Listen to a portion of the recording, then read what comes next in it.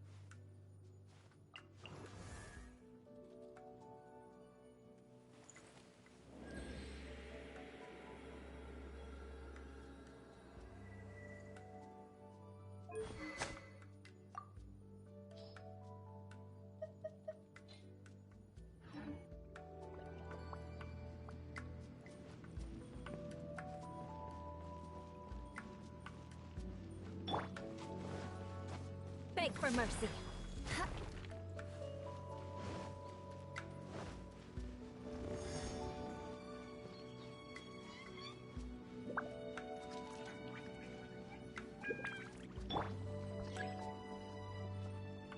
Next on the agenda...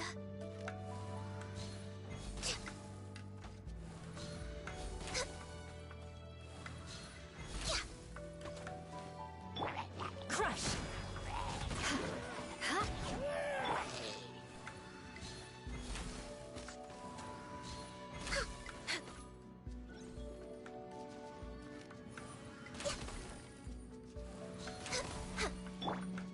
Shudder!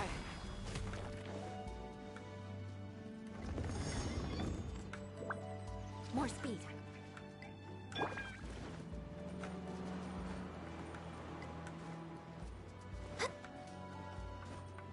We're way behind schedule.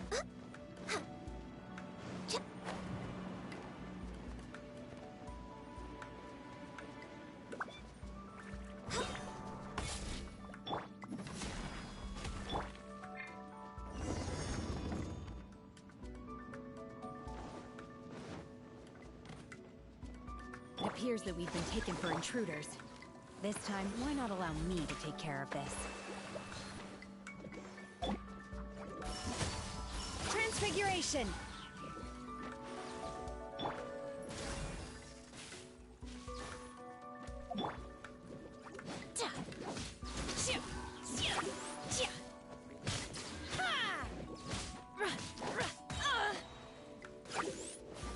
Transfiguration!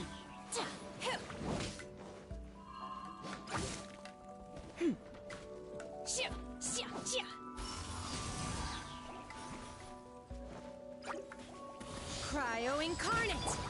This is long overdue. No touching.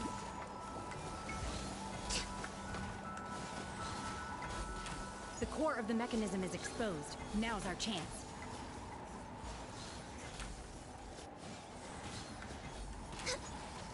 Crush!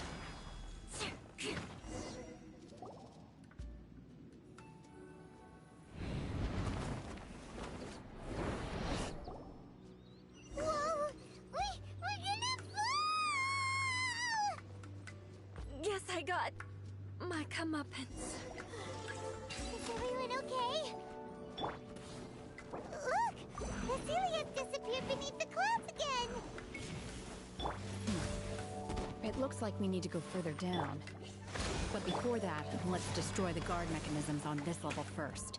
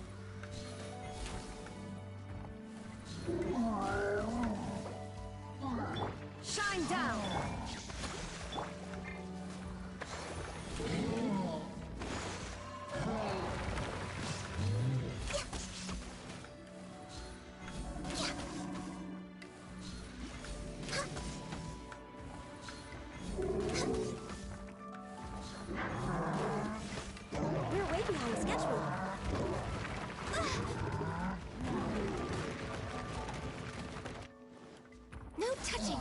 Hold the line.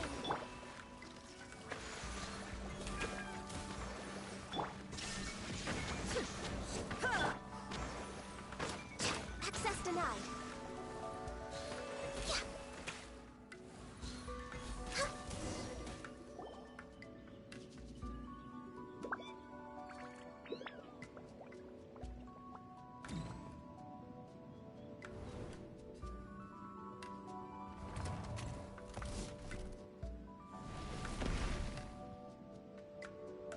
We're gonna fall. This time, we're really gonna fall. Ah! So high. Luckily, there was a pool of water at the bottom. Otherwise, that could have ended very differently. Hey! That Sealy's on the move again. Let's catch up with him.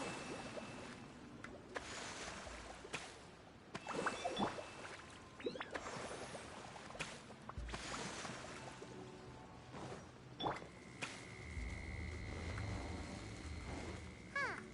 Something looks different about this stone wall. Let's take a closer look.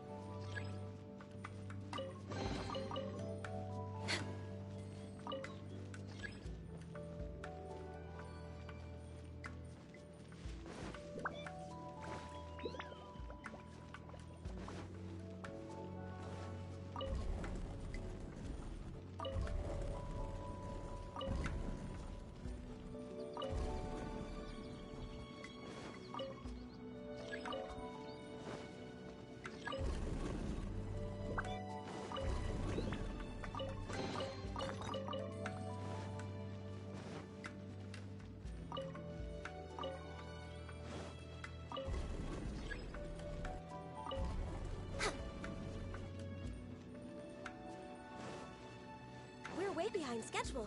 Next on the agenda.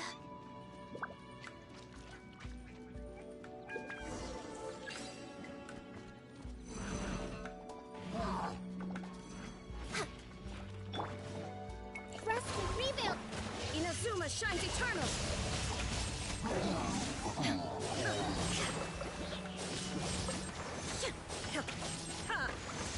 There is no...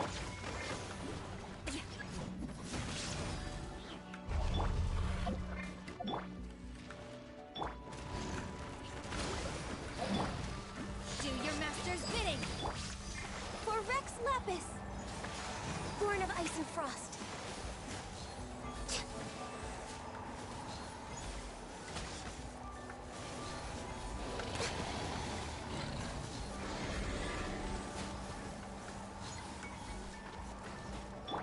Torn to oblivion!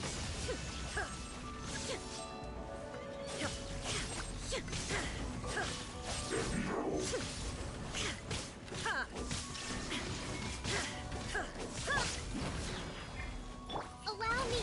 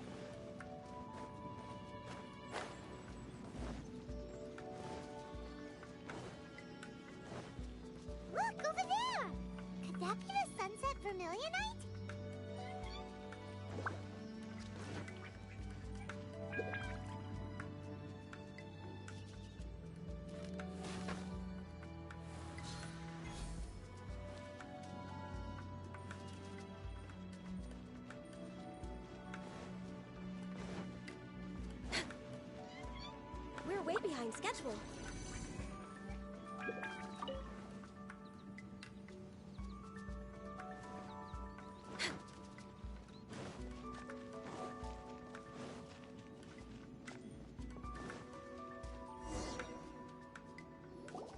Is this it? Is this the Sunset Vermilionite?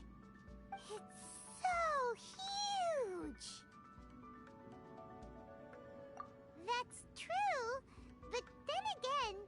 Plaustrite doesn't float until it's activated. It may look different from most ordinary stones, but it weighs around the same amount.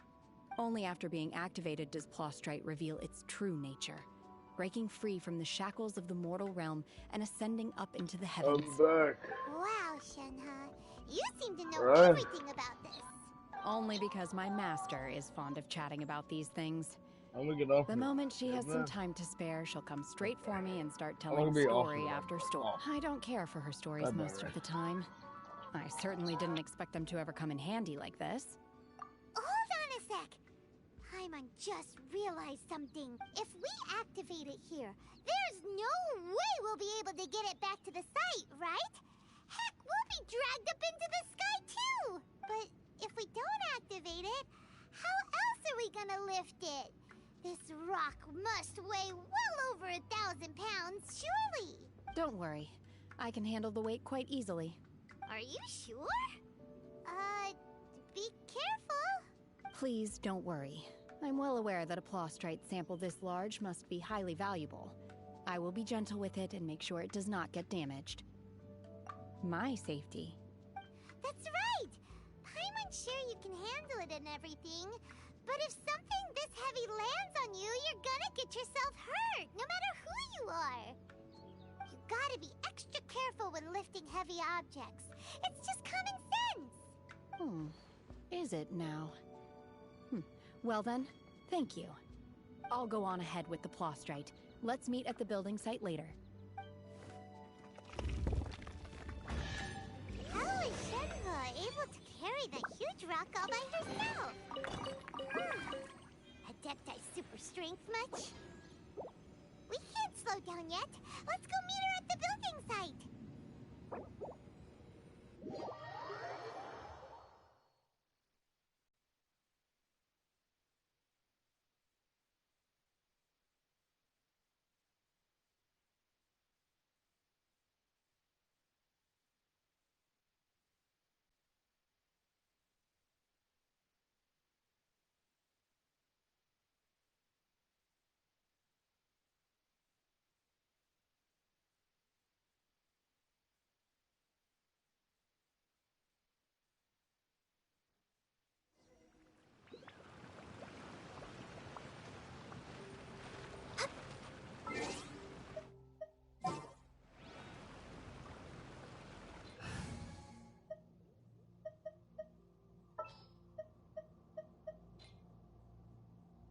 What exactly is teamwork?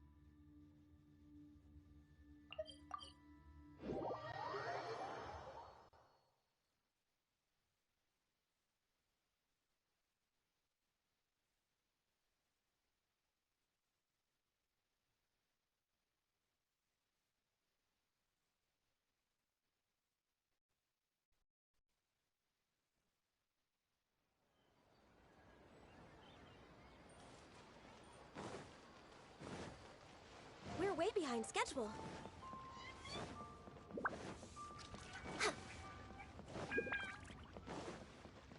We're way behind schedule.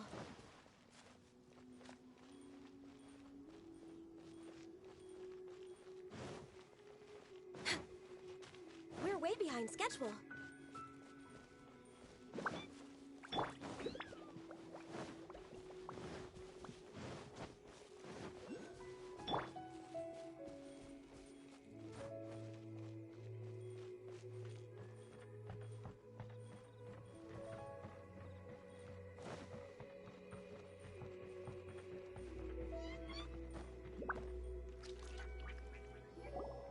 Oh my god, I can't believe my eyes. How can she lift that massive rock all by herself? She's gotta be one of those Adepti, surely. Oh, mighty Adeptus, please give me your blessing so that in the coming year I may reap a more bountiful salary. This is top tier in size and quality, and the condition it's in is quite simply immaculate. I'm going to award you full marks for the Sunset Vermilionite item. May I take your name? My name isn't important. I'm not even here to compete. I was just delivering this for some other people. They should be here any minute now. Shenhe, and Ningguang's little helper. Ah, so you're the ones behind this.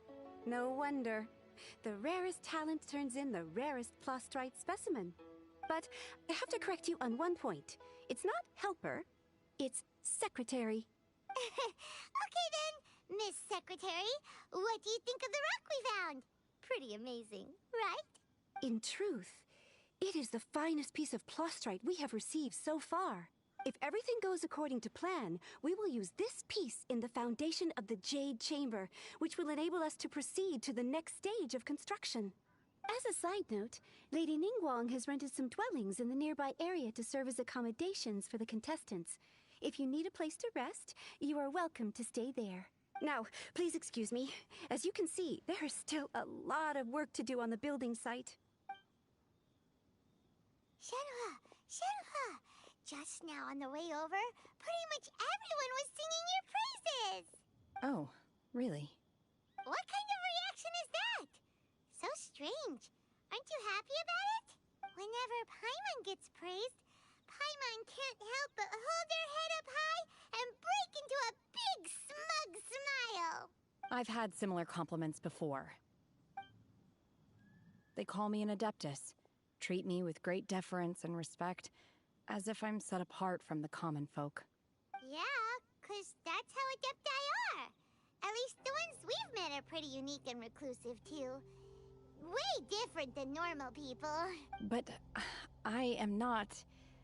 Shenhe? I'm fine. I've been exerting myself quite a lot ever since we set foot in that abode. I'm just a little fatigued. Well, Byron said that there are some makeshift hotels we can use, right? Let's go check in and take a rest. No need. I simply need to find myself a secluded place in the wilderness to sit and meditate in silence. You can't do that. It's dangerous. When you're hungry, you go eat something tasty.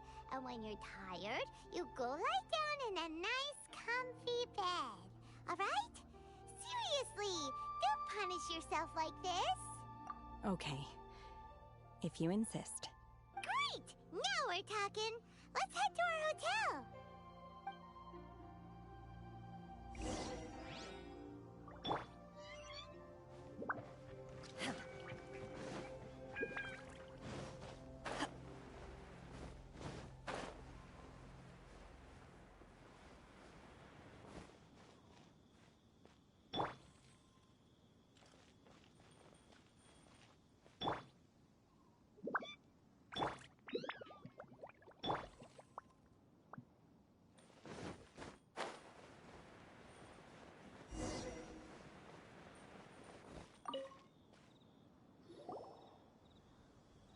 Hi there!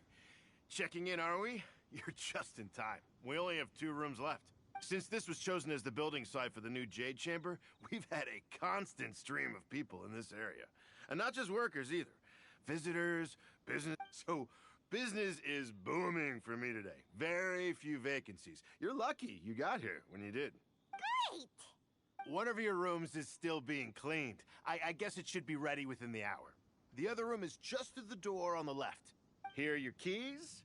All right. Hope you enjoy your stay. Please excuse me, I'll leave you to it. Shenhe, you should go get some rest. We'll hang around outside until the other room's ready. Paimon's gonna go see if there's anything good to eat around here.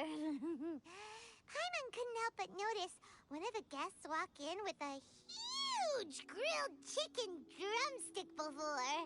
Let's buy one for Shenhe too. She can have it as a midnight snack. Or save it for breakfast tomorrow. All right. I will head to my room for now. If you need anything, don't hesitate to disturb me. I'm a light sleeper. I will hear if you knock on the door. See you tomorrow. Hey! Isn't that Cloud Retainer? What's she doing here? Let's go and say hi.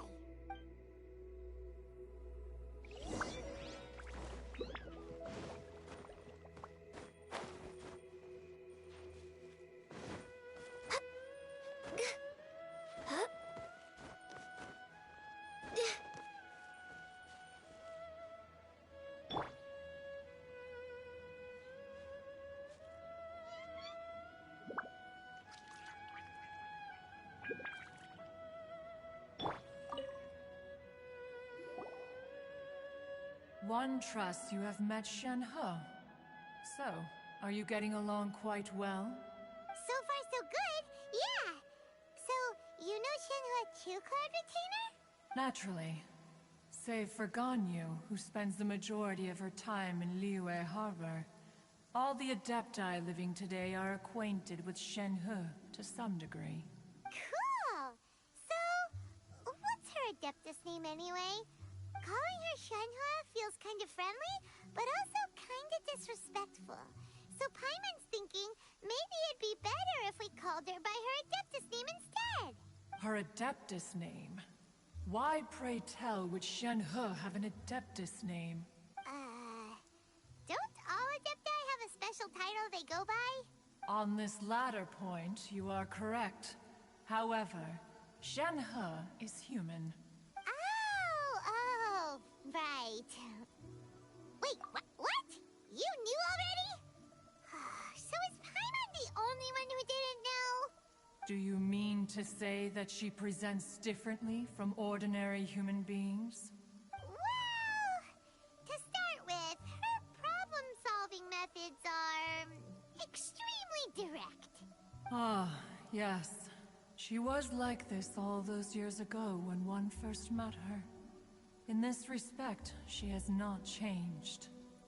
One first found Shenhe by chance in a cave. One was passing by and sensed the presence of a god's remains. Being of an ever-vigilant disposition, one entered immediately to inspect the scene. Inside was Shenhe, then aged around 6 years old. In her hand, she held a dagger with which she was confronting a monster that was the god's remains incarnate. That sounds so dangerous. When one arrived, she had already been locked in confrontation with this monster for several days. Most mortal children are fragile, both physically and mentally, and are highly reliant on their parents for survival. But not so her. That she was able to endure such terrible danger was due not only to her strong willpower, but also to the bloodlust and homicidal instinct with which she was born. One dealt with the monster, yet she still refused to lower her guard. She even pointed her dagger in one's direction and remained ready to strike. Only after she was satisfied that one had no intention to cause her harm did she finally relent. She then passed out without uttering a single word. In other words, if you hadn't passed by that day, Shenhe might have... Not necessarily. Upon one's arrival, one could sense that the god's wrath was gradually receding. Even had the stalemate continued, one suspects that Shen-He may have still emerged the victor of the confrontation. That's still so dangerous, though. Why was a tiny little kid battling against the wrath of a god in the first place? Alas, the mortal world is rife with suffering of every kind, and she had experienced her fair share of this, even at a tender age. Seeing that she was homeless, one decided to adopt her. Indeed, it is one to whom she refers. Shen-He has an extraordinary constitution, making her well adapted to practicing the Adepti arts. All the Adepti cherished her talents, and so we were willing to train her. However, her homicidal urges did not subside with age. Rather, they grew stronger day by day. Mooncarver once performed a divination for her. He declared that her fate is to bear the curse of calamity. Consumed by malevolent energy, she is prone to bring harm to those around her. Such is the magnitude of the danger this poses, that her soul must be bound with red ropes to keep her homicidal instinct at bay. The red ropes have indeed served to keep her calmer and more content. They also seem to have rendered her somewhat inexpressive. Perhaps the red ropes are so powerful that they have suppressed some of her other emotions as well.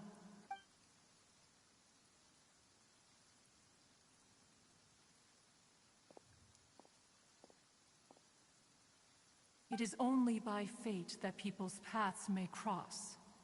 Now that Shen-He's path has crossed with yours, please be sure to treasure the gift that fate has given you, and take good care of her. Oh, now Paimon gets it.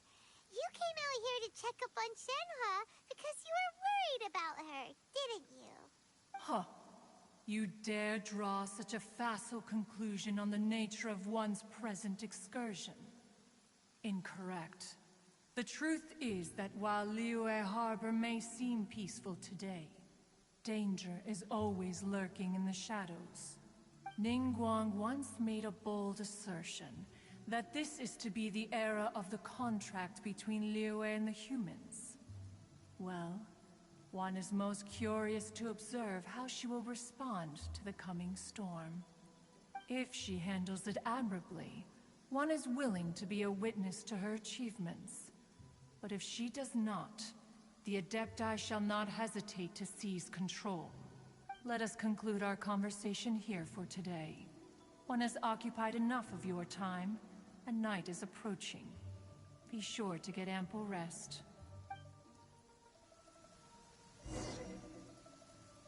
So, Shenhe isn't an Adeptus after all.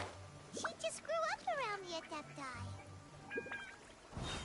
Oh, no wonder she doesn't like being treated as an Adeptus.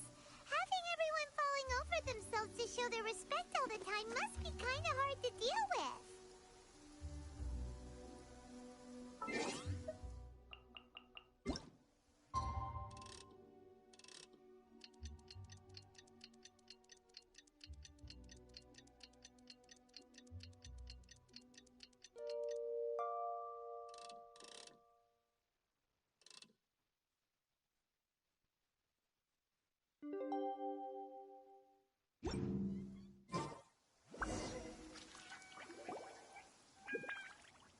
Hey! So, Shenhe... Master has relayed my situation to you, I take it. Oh? How did you know? I'd intended to wait until you came back before going to sleep, but I didn't hear you come in. I was worried that something may have happened to you, so I went outside to check and caught sight of my master. On top of this, you have been acting very strangely around me this morning, causing me to suspect that my master must have told you everything about me. After all, Master is... very talkative. Sorry, Shenhe.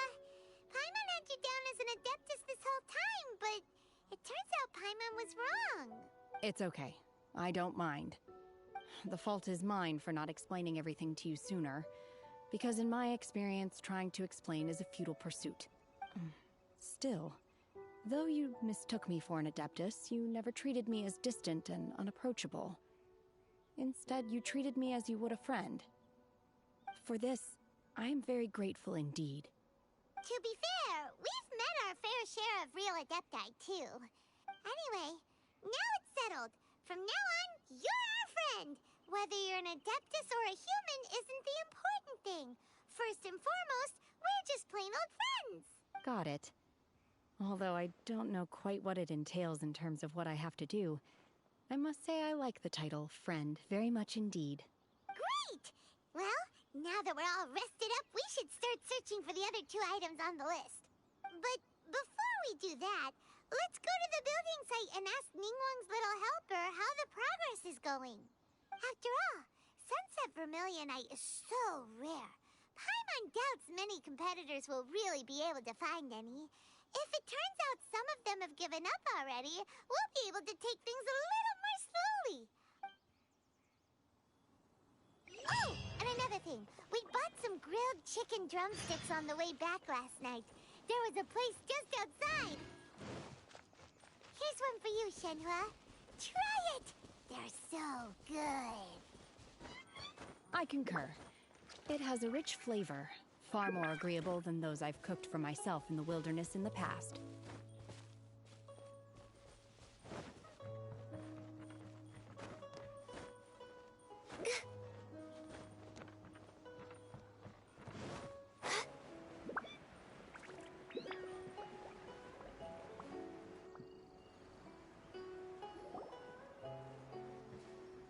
Look!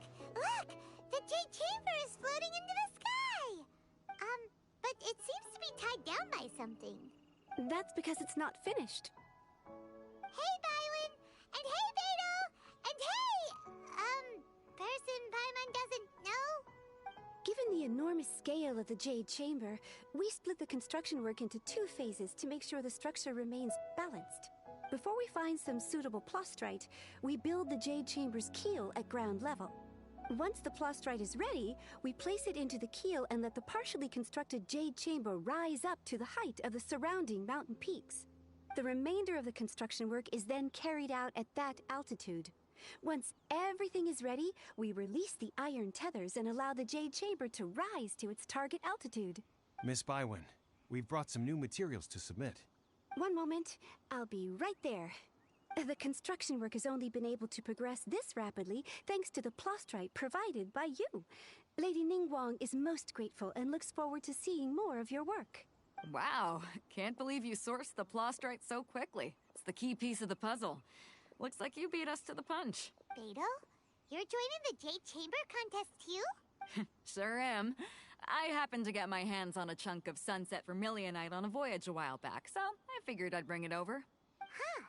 So even though it's rare, we're not the only ones who managed to get a hold of it. Oh, I've got some introductions to do. This is the renowned Miss Yun, or Yunjin, probably the most famous figure in the Liyue opera scene. Greetings. These 2 are Paimon and the Traveler, both good buddies of mine. And this is, sorry, not sure we've met. Shenhe.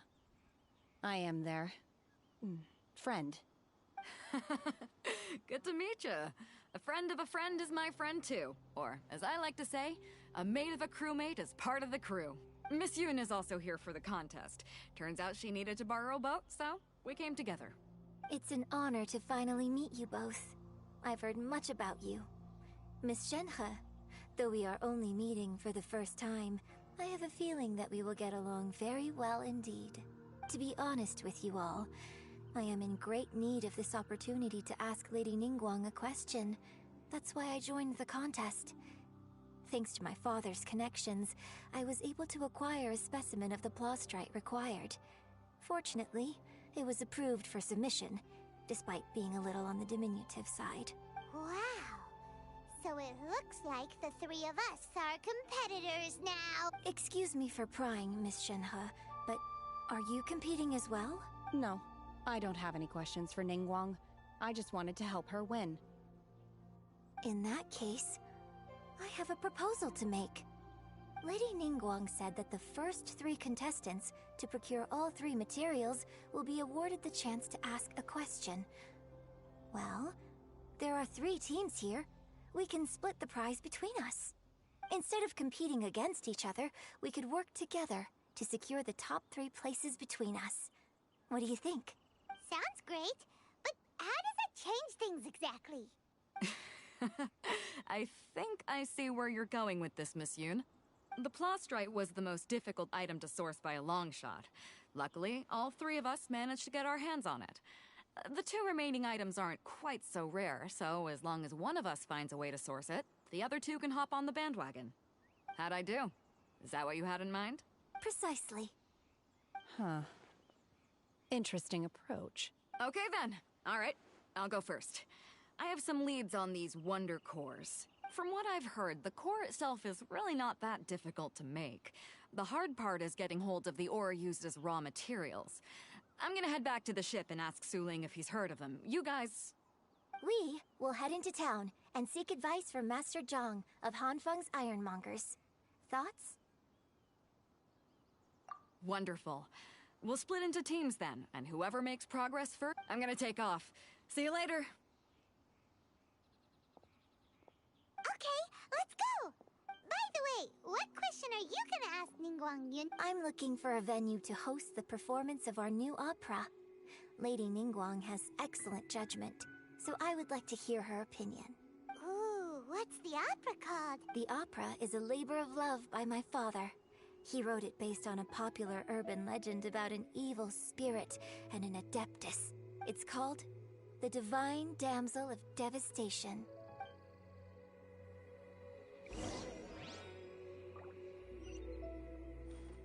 Next on the agenda... Huh?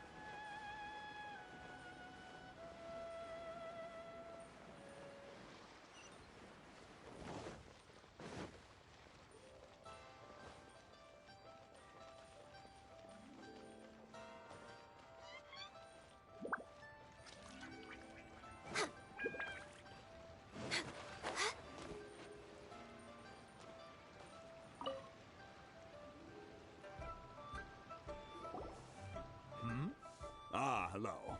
Are you here for something off the shelf, or do you need something forged? Excuse me, Master Zhang. We were wondering if you'd heard of something called a Wonder Core. Of course I have.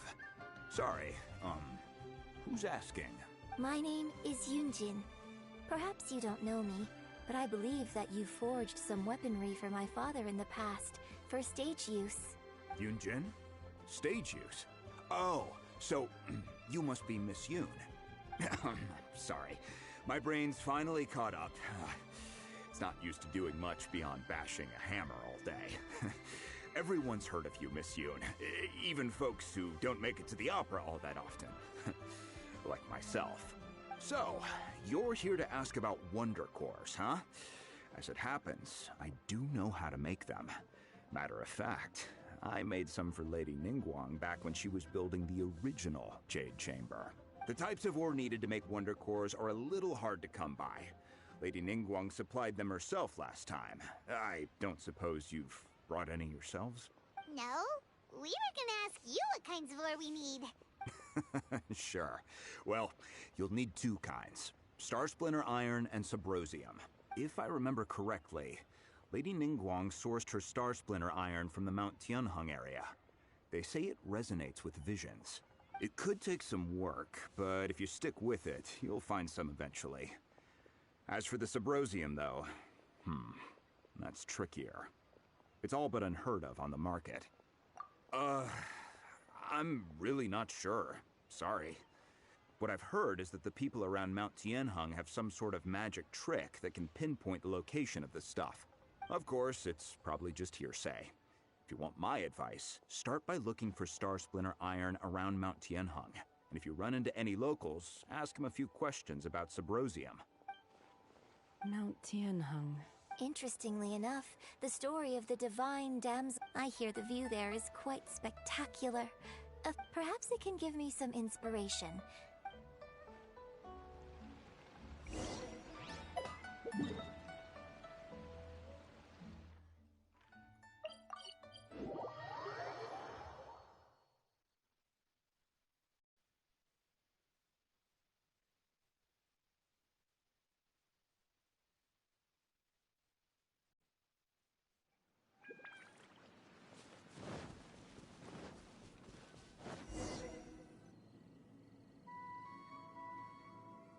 I came to Mount Tianheng once with my father as a child. I remember it being such a long climb that I could barely feel my legs by the time we reached the top. This is quite a trip down memory lane for me.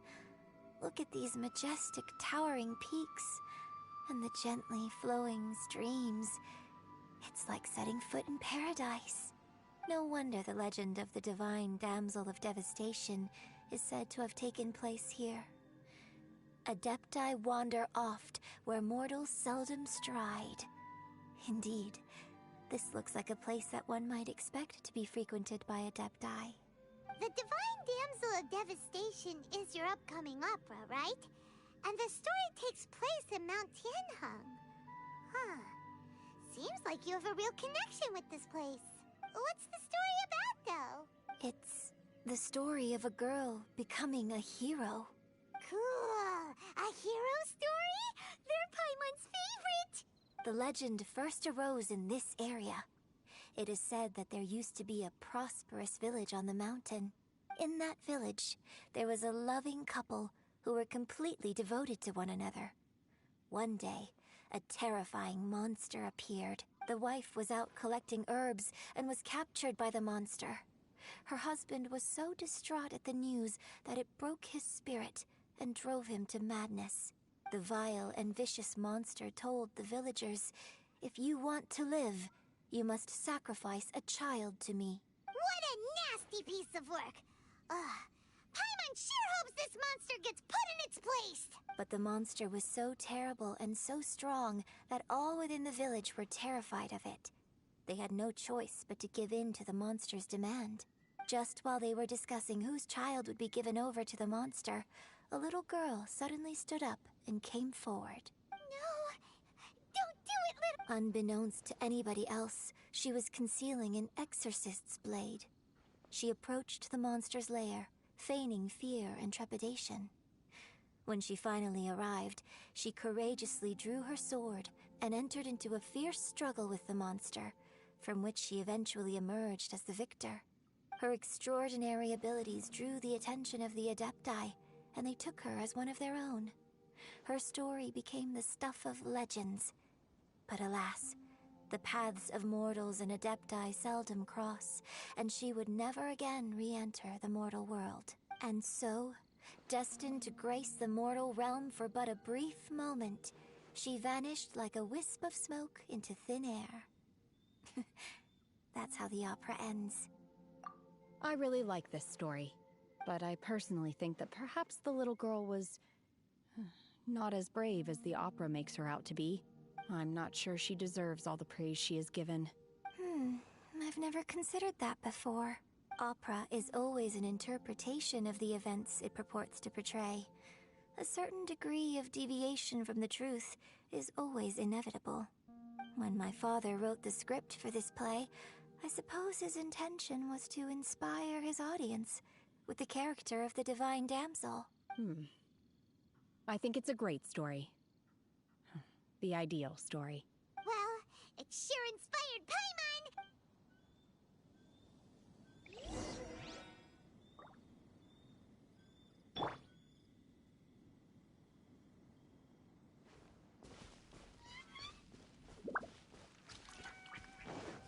Unleash!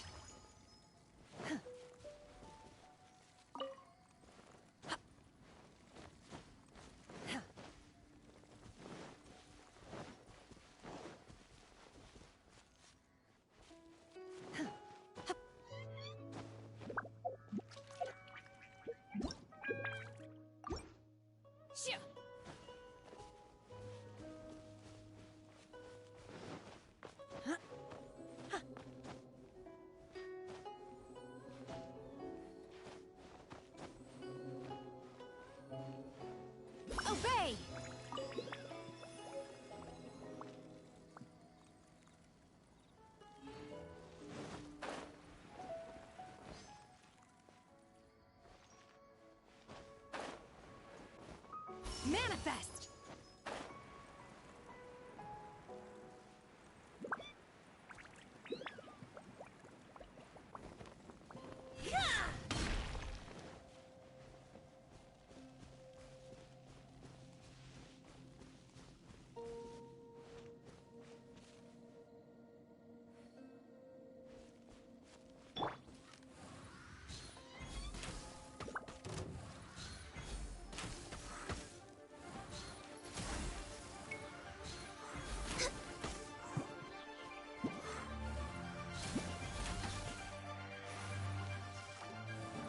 I can fix this!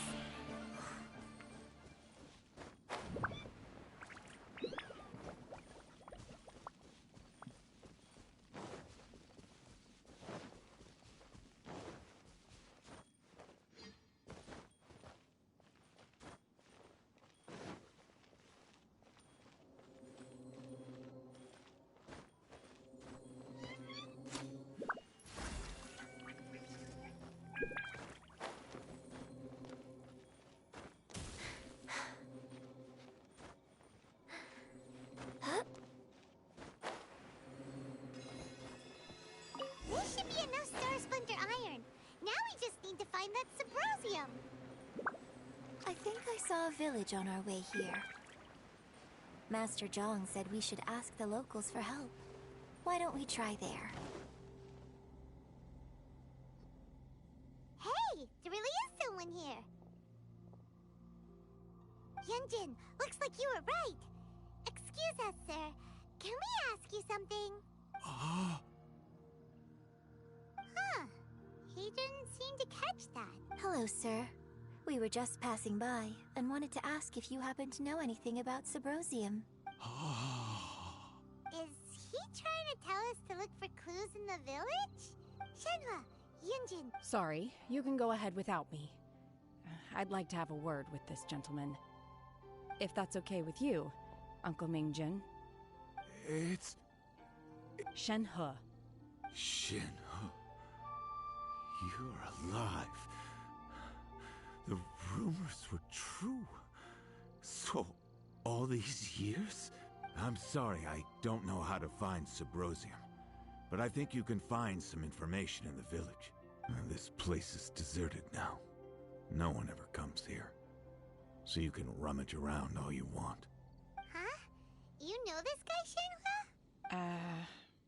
Thank you, kind sir. We'll go and take a look around. Don't worry. Mingjin has no ill intention towards Miss Shenhe. She'll be quite safe. Okay, then let's see what we can...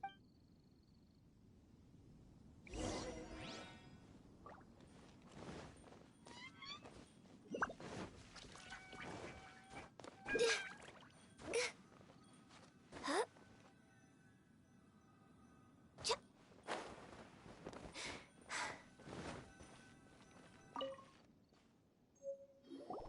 Huh. What's this?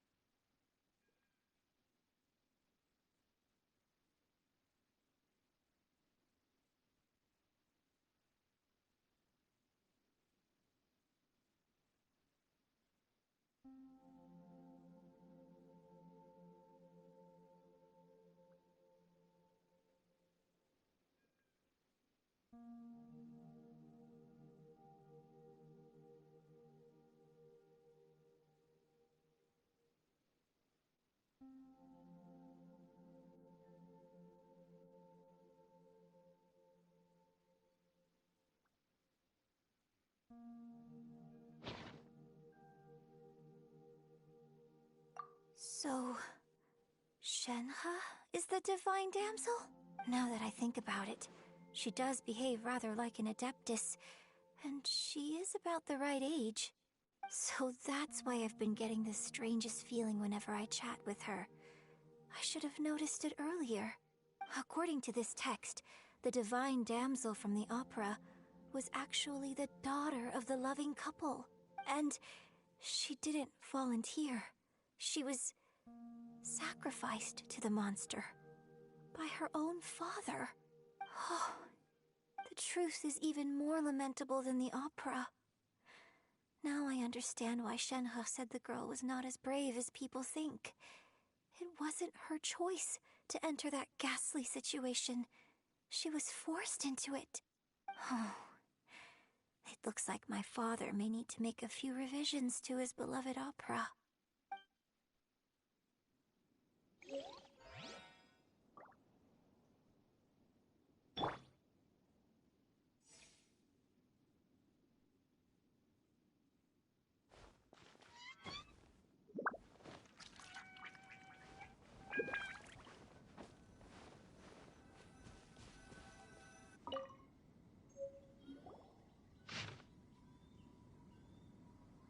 So it seems that Shenhe's father thought he was summoning a benevolent deity using a magic incantation.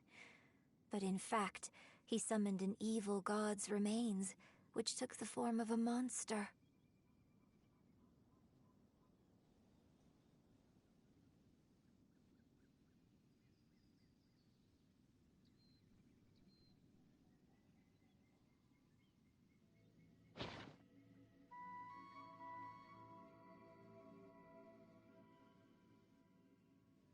His obsessive yearning for his deceased wife led to a terrible tragedy. The villagers moved away in fear, without ever learning the truth. And now, this place is deserted. Still, I do wonder what the connection is between Shenhe and Mingjun.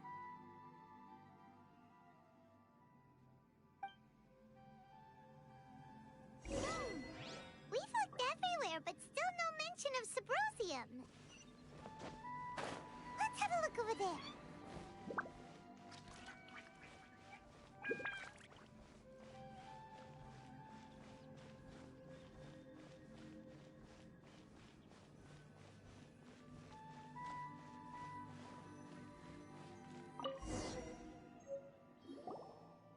This is it!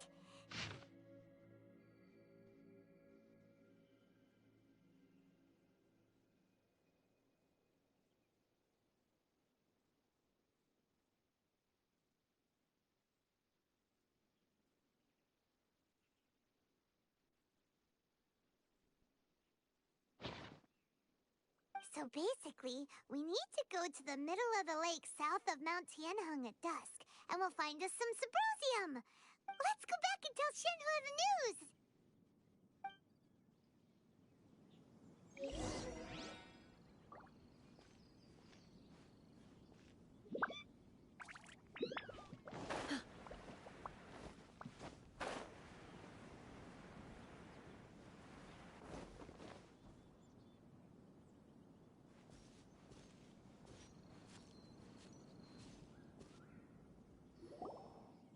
One year when I was back visiting, I heard a story about a white-haired adeptus from a merchant passing by. I never imagined it was you. I was a very close friend of your father's. I could have stopped him from performing the summoning ritual. I had plenty of chances, but I couldn't bring myself to stand up to him. I just let things happen, let it all escalate. Well, we all know how that story ended. I bring flowers back here every year. And each time I wish I had a chance to apologize to you. Apologize for what? If you'd stopped him, he'd only have found another way. There is nothing he wouldn't have done for his true love. Nothing. Do you still hate him? I don't know what I feel. I'm told my fate is to bear the curse of calamity, so my master bound my soul with red ropes to curb my aggression. But it also dampened my emotions, making me dispassionate, like the Adepti. So if you ask me how I feel about the past, if I hate my father or not, the truth is, I feel nothing at all. It must have been so tough for you all these years. Shenhe, we're back!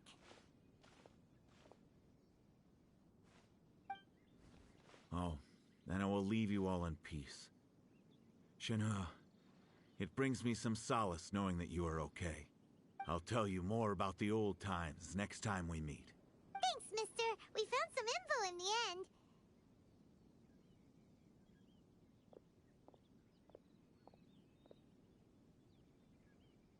Shenhe, look. This tells us how to find Subrosium. All we gotta do is go to the middle of that lake. Let's go then. Miss Shenhe, there's something I'd like to talk to you about. Just now, in the village, we found your father's diary.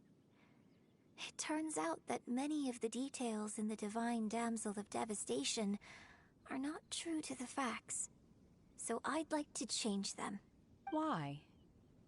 I know I say that opera always deviates from the truth, but now that the main character is standing right here in front of me, I cannot simply dismiss your lived experience in favor of my father's fiction. It's okay. I like your version. But, huh?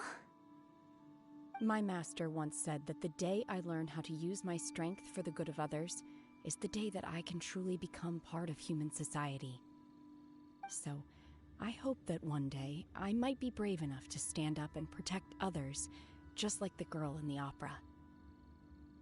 But I've never thought this way before, and I wonder whether I will continue to think in this way. Don't worry. I believe you will. In fact, I think maybe you've already started to become the person you aspire to be. You just haven't had the opportunity to see it for yourself yet. Shenhe! Yunjin! Cut the chit-chat! Let's go! We can't let someone else beat us to it!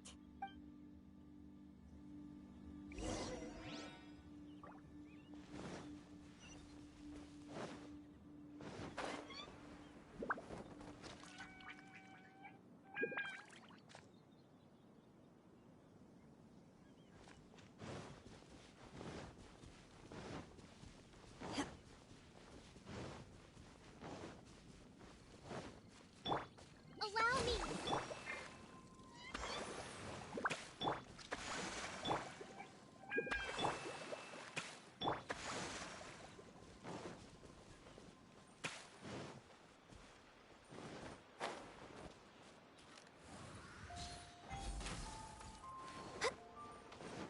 No touching!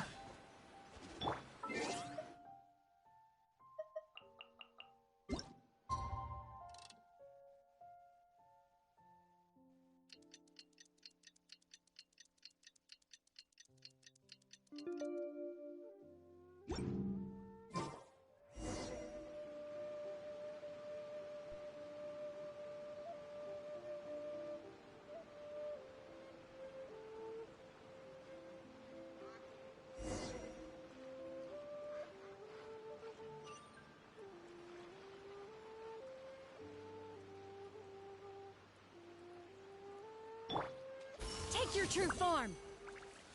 Take your true form!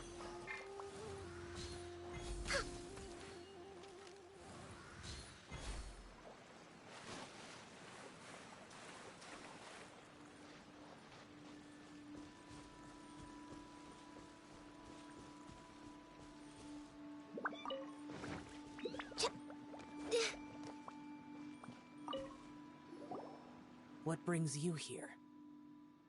Have they found a solution to the danger in the sea? Ningguang didn't tell you. Something has happened in Guyan Stone Forest. According to the contract, as an Adeptus, I should not get involved for now. But these things can be unpredictable. I have a contingency plan of my own. Only a single mountain lies between here and Liyue Harbor. If things get out of control, I will defend this place myself.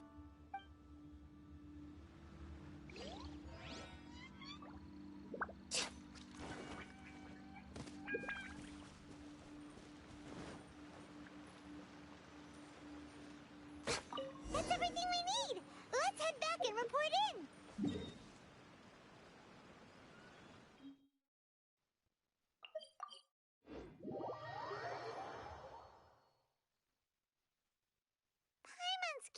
if Beto's made any progress.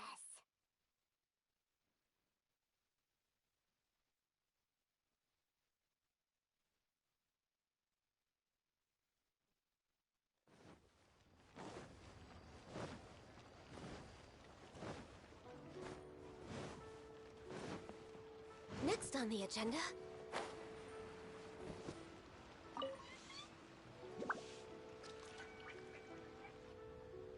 Oh, goodness. So, are they okay? This is some top quality ore you found. I think I'll get a good end product out of these.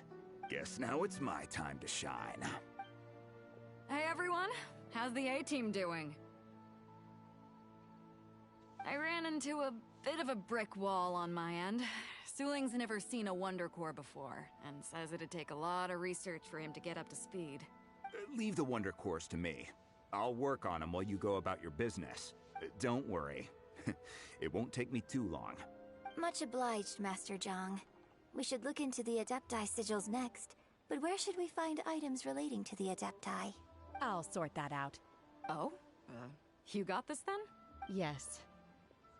I have been training with the Adepti for years. I know a thing or two about making sigils. When we first met, I told you I came for the Jade Chamber, not the contest. In fact, I came specifically to deliver Adepti sigils. Master heard that Ningguang was planning to rebuild the Jade Chamber, so she sent me to deliver some Adepti sigils to her. Master also said she hoped that I can take this opportunity to rejoin human society. But now that I'm here, I wonder if I've been removed from the world for too long. There's so much basic knowledge that I lack. Maybe it won't work for me to stay here after all. But either way, I'm very glad to have met you. And I'll take care of those Adepti sigils. Without knowing the ins and outs of your situation, I can't say whether you should stay or not. But now that our paths have crossed, we'll always have a connection.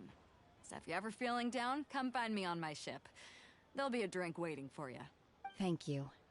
So, Master Zhang, I'll need to use your facilities to make the sigils. Fine by me. I'm actually curious to see how the Adepti arts work. Maybe I'll learn something.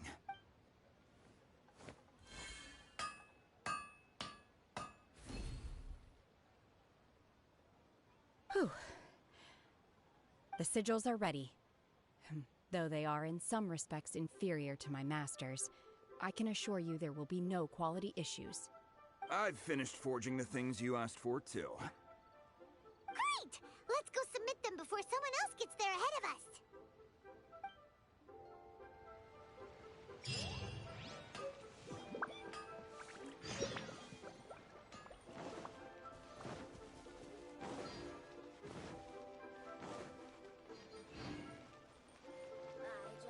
We're way behind schedule.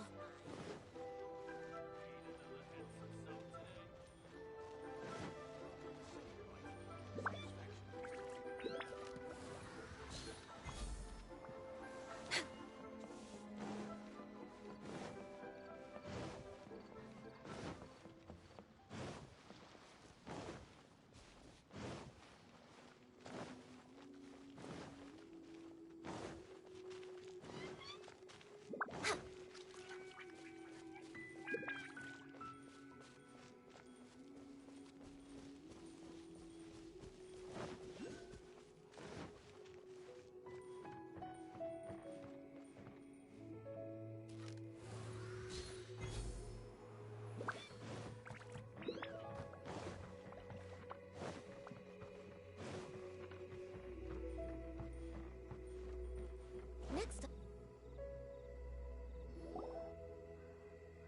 Ningguang's little secretary! We found all the materials! Oh, already? All three of you found them together. Okay, I see.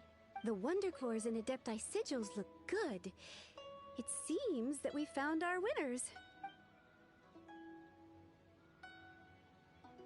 I hereby announce that the winners of this material procurement contest are the Traveler, Yunjin, and Beidou. What? It's over already? I haven't even found the plush strike yet! I can't believe it. So close, but so far. I'd like to invite our 3 winners to please proceed to the Jade Chamber, where Lady Ningguang is waiting for you. Huh? Where's Beidou? She was right here! Captain Beidou has some business to attend to. She will join later. Please come with me for now. Alright then, guess we'll head on up to the Jade Chamber first. This has been a long time coming. The last time we went up to the Jade Chamber was ages ago.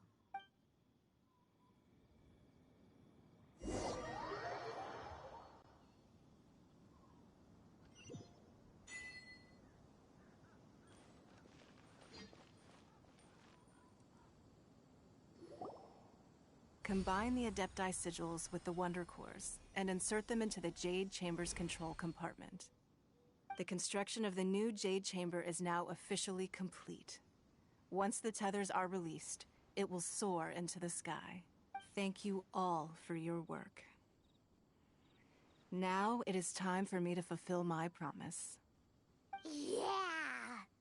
Miss Yun, I've already heard something about the reason for your involvement. You are looking for a venue for your new opera, aren't you? That's right. Lady Ningguang, I would like to hear your opinion. The unveiling of Miss Yun's grand new opera surely requires a venue of equal grandeur. So what would you say if I proposed that we stage your first performance right here, in the newly built Jade Chamber? The Jade Chamber offers a splendid panoramic view of the mountains and the bustling city. It is fitting for the finest performance to be hosted in the heavens. I can think of no better stage for you than here, Miss Yun. Thank you, Lady Ningguang. Then I will prepare my props and other articles shortly. Please allow me to bring all these aboard the Jade Chamber. You're quite welcome. It's truly what a good opera deserves. A traveler, Shenhe, Paimon, I'll be leaving now. Do come and see my play when the time comes. You're next. What is your question? I should clarify. I do not know your brother's whereabouts. Please, don't waste your question on this matter. Wow, you're a mind reader, Ningguang. Oh well. Managing a successful business is not as simple as you might think. Capital, connections, sensitivity to the trends, and instinct for what is a good opportunity. All of these traits are crucial.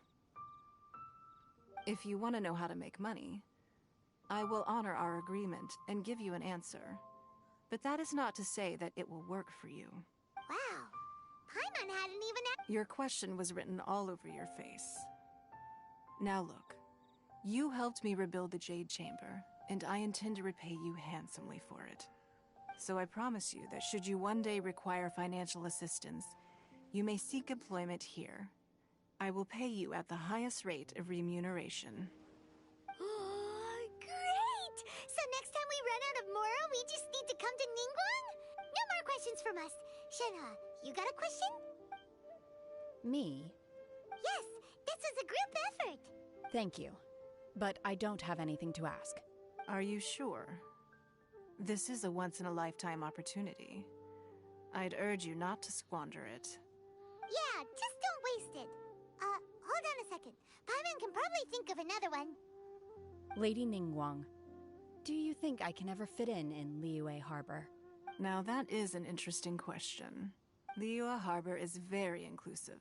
As long as you respect the rules here, you will not be turned away. So, the key is whether or not you yourself can develop a sense of belonging in Liyue Harbor. Huh. A sense of belonging? Yes. To become fond of a place, to feel part of it, it always requires a reason. Perhaps someone you've met, or something you've experienced here. Or perhaps you enjoy the atmosphere of Liyue, and you will become accustomed to it. In short, everyone needs a reason to stay. I hope you can find yours soon. I see. Hey, what's going on? I just went to see the fleet. I'm a little later than expected. Come on, Beidou. It's your turn. Do you have a question for Ningguang? Me? Nah, I ain't got any questions. She forced me to help out, so I figured I may as well get involved with the contest. Ningguang, don't forget what we talked about. It's not gonna be easy to deal with. I don't think my fleet can take it on their own. Don't worry. I have made preparations. The wound dressings are ready, and the Millilith have set up an ambush. Glad to hear it. Watch your back. Stay alert. Beidou? Ningguang? What are you talking about? You'll see when the Jade Chamber ascends. However, it's not the most pleasant topic of conversation. Maybe it's better that you don't know.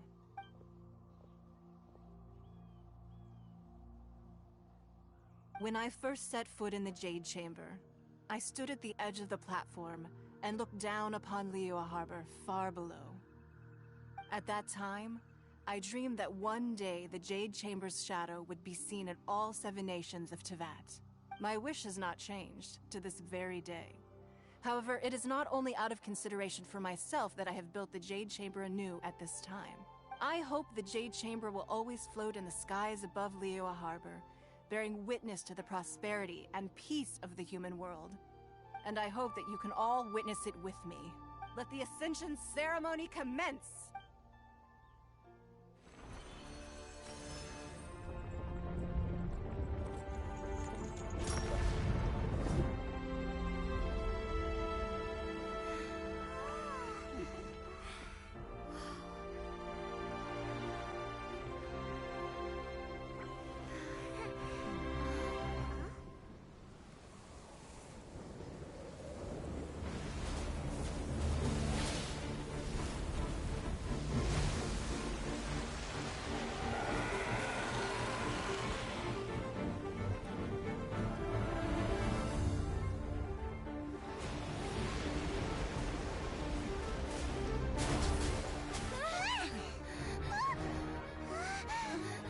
Right on cue.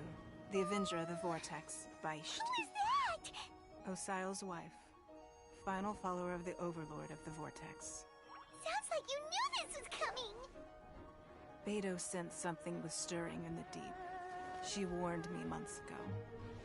Knowing she harbors hatred toward the Jade Chamber, I chose to rebuild it now as a way of drawing her out. Got it. Well, let's go fetch the Adepti. No. Huh? In this human age, the people of Liyue must find a way to overcome this crisis on our strength alone!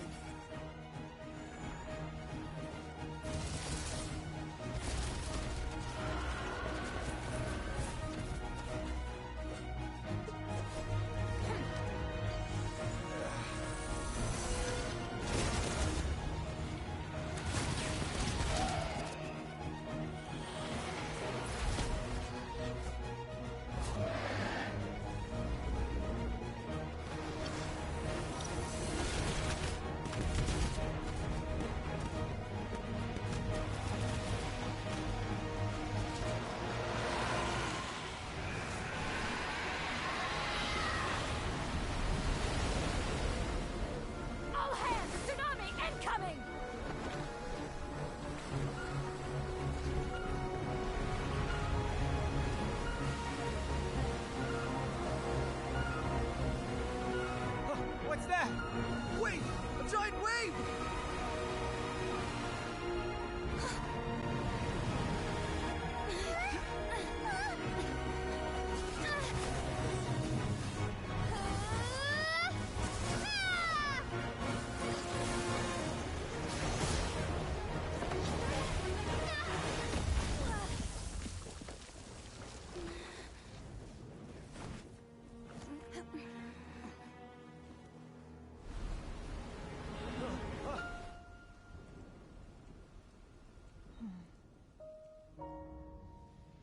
You are a cursed child. Your life brings nothing but disaster to us all. At least if you die, I can bring her back. The day you learn how to use your strength for the good of others is the day that you can truly become part of human society.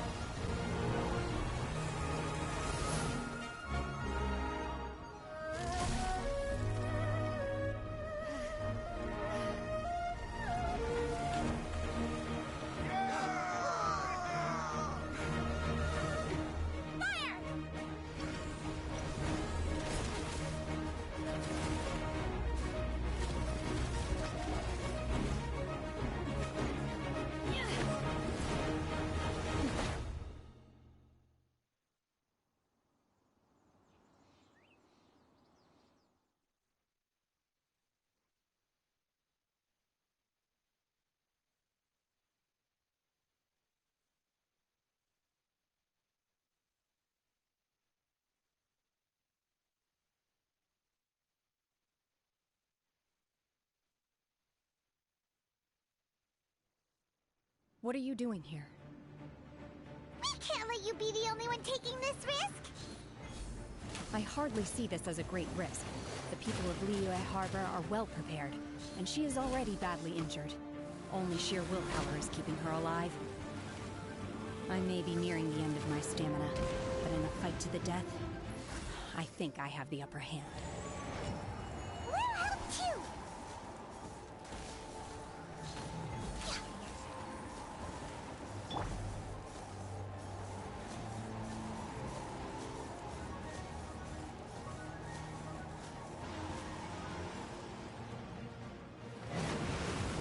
My will embodied!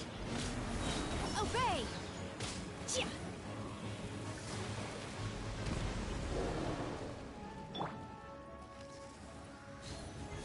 Next on the agenda... Hold the line!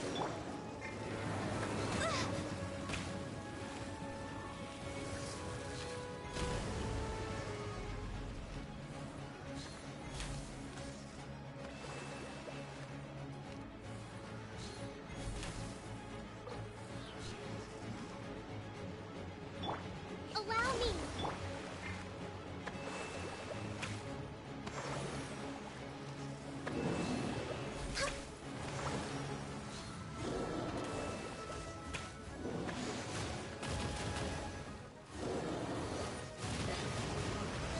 No touching!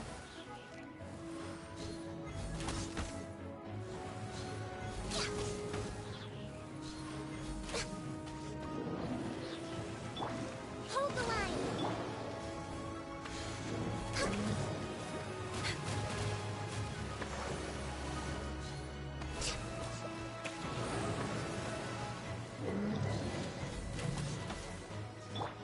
Transfiguration!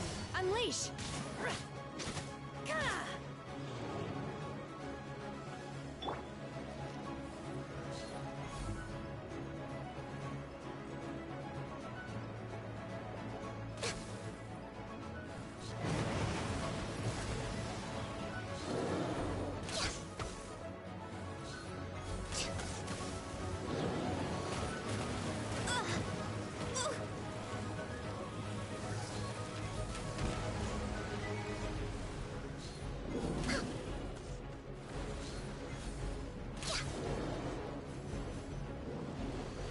We're way behind schedule.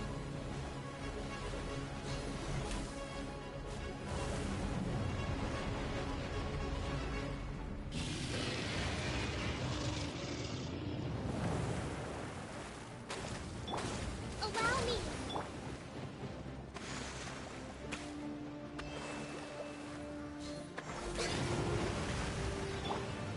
Obey! My will embodied!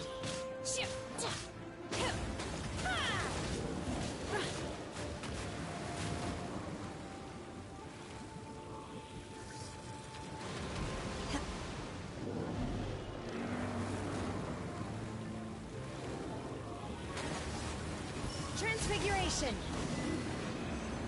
She's getting away! Shouldn't we go after her? This place is unstable. It is too risky to continue pursuing her.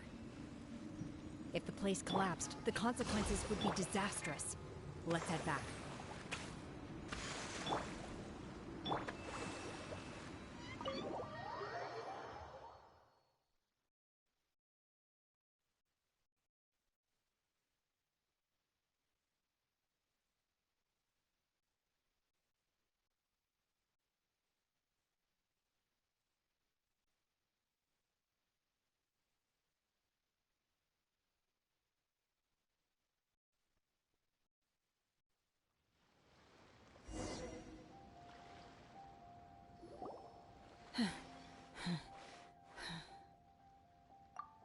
I'm just a little exhausted. Otherwise, fine. I wanted to deal with it myself. I didn't expect you to follow me. Don't worry. She's not coming back anytime soon. After an injury like that, she'll likely seek refuge somewhere else. How did things go underwater? It's been dealt with. She was injured before entering the water. It didn't take too much effort to finish the job. Good. So the crisis has been safely averted. When you visit the Jade Chamber in the future, you will be afforded generous treatment. Lady Ningguang, the fleet reports that the sea monster has left Guyun Stone Forest and the surrounding waters have returned to normal. Thank you. How are the Millilith? Thanks to the medical supplies you prepared and Lady Keqing's command, our losses were minimal. Of course, we owe huge thanks to this young lady for her help. On behalf of the entire Millilith, thank you for your service.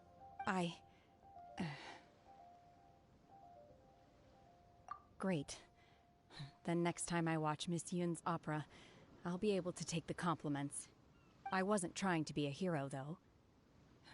I just wanted to protect you.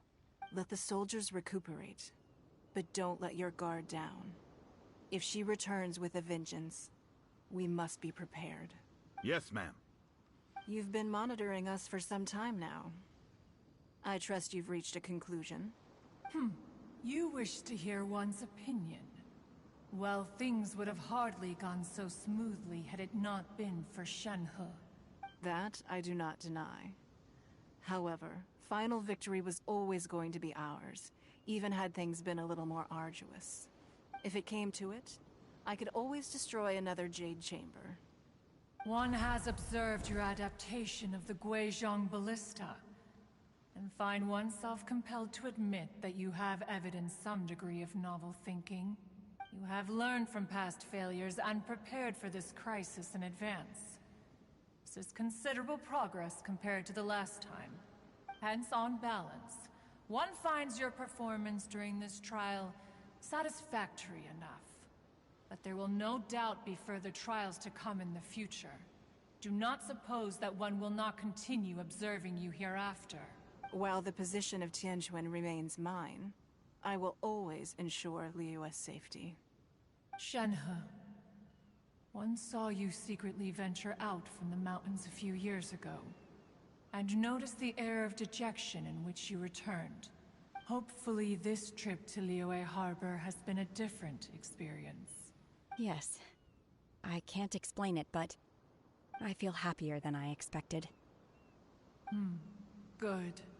Traveler, please take good care of Shenhe. She is a dear child. In fact, one has many fond memories of Shenhe's childhood that she may be interested to hear about. There'll be no need for that. Oh. They are all like this. Fine.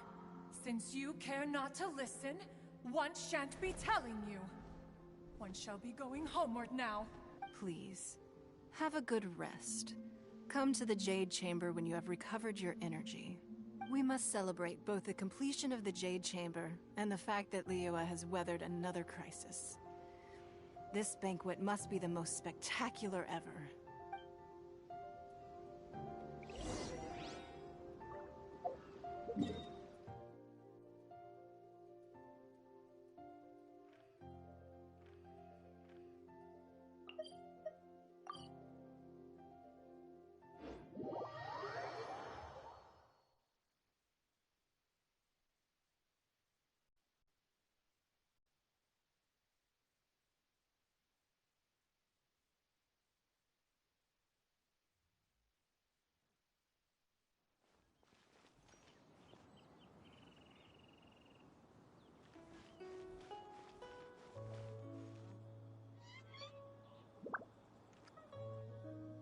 Wow! Everyone's already seated! It's Paimon's first time attending a banquet in the Jade Chamber. The food here looks amazing. All of you here are my distinguished guests. I am determined that each of you thoroughly enjoys yourself. Those who don't drink alcohol, please, help yourself to other beverages. Fine wine is a delight to the senses, but it is far from the only one. I trust you will find the marvelous view from the Jade Chamber to be an equally gratifying indulgence. Have you heard? Miss Yun's going to be performing today. Sure have. Honestly, it's the main reason I'm here. I've never missed any of Miss Yun's performances, and I don't intend to start now. I hear she's going to perform The Divine Damsel of Devastation today, the one written by her father. I've been so excited that I've barely slept the last few nights. Hey! Look! Ms. Yun is going on stage!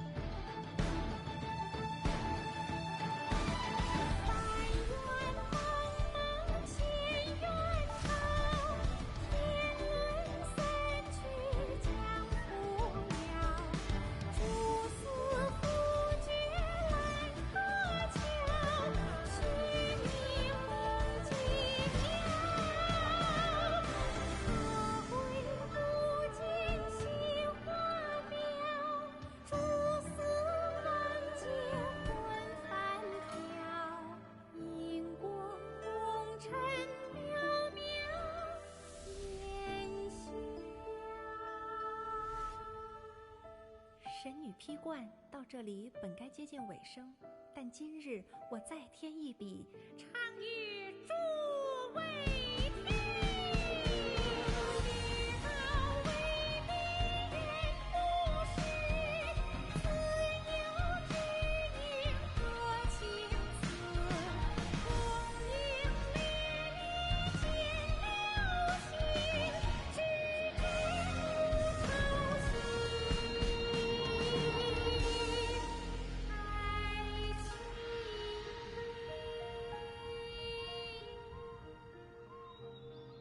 彼时鹤归，茫茫天地无依靠，孤身离去。今日再会，新朋旧友坐满堂，共聚此时。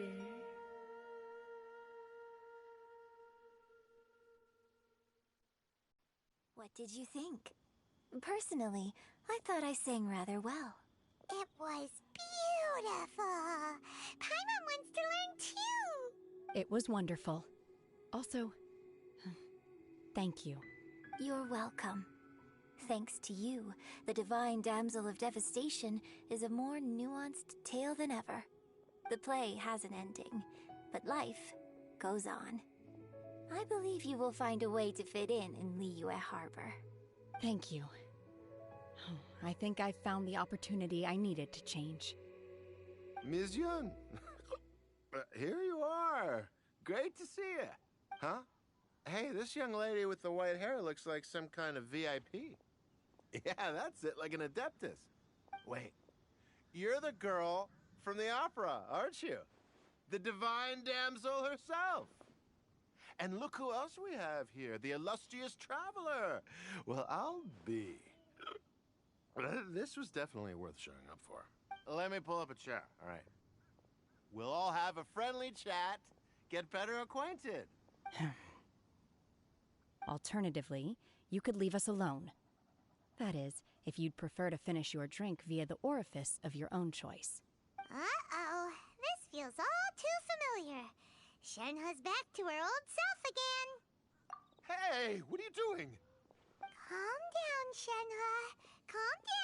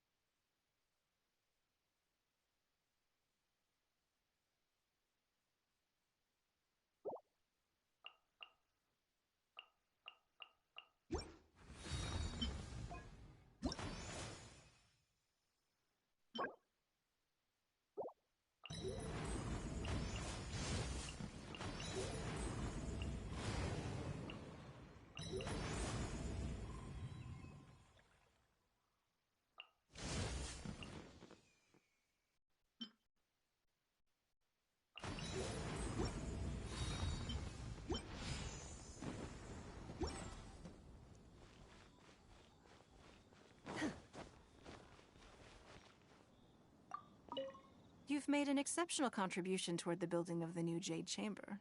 I will not forget this. I shall be sure to repay your kindness at an appropriate juncture.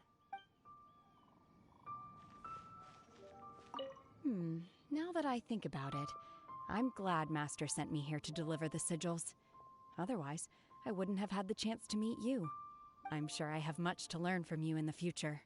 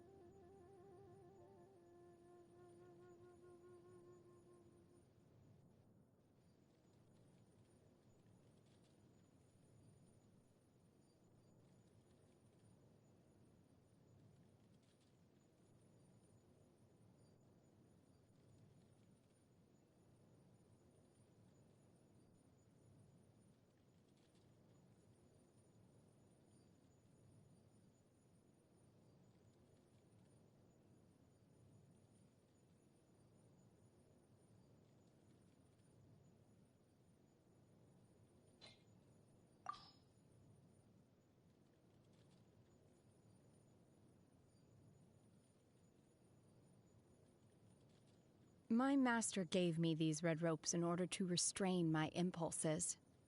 But during our journey together, I feel I have finally grasped the key to all of this.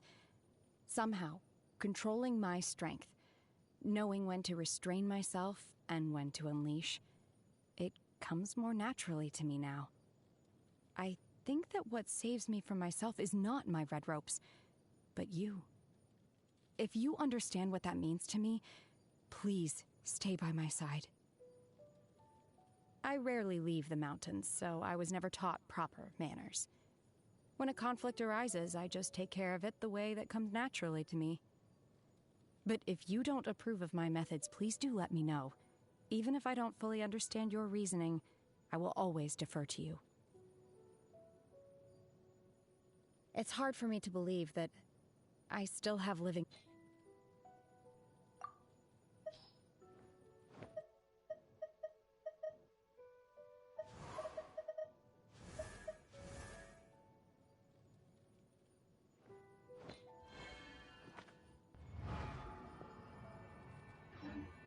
The assumption that every person has somewhere to call home is naive. I got used to living in the mountains alongside the birds and beasts a long time ago. To act, one must first feel. After our trip to Mount Tianheng together, I felt much more in touch with the character today. I believe I was able to deliver a more profound performance because of it. Next time I have a new opera, may we study the character together again.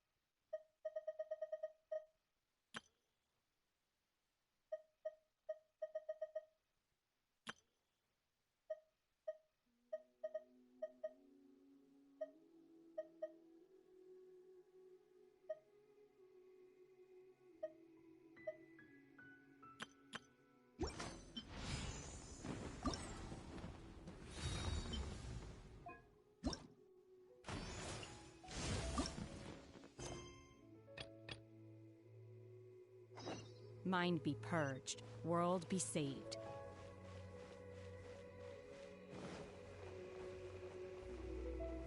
Who would have guessed that rebuilding the Jade Chamber would draw out such a massive monster?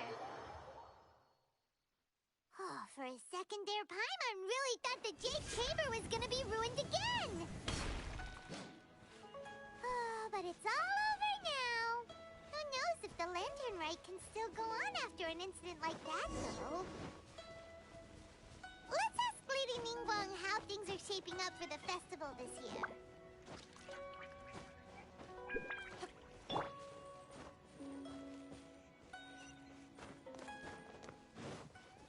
Next on the agenda...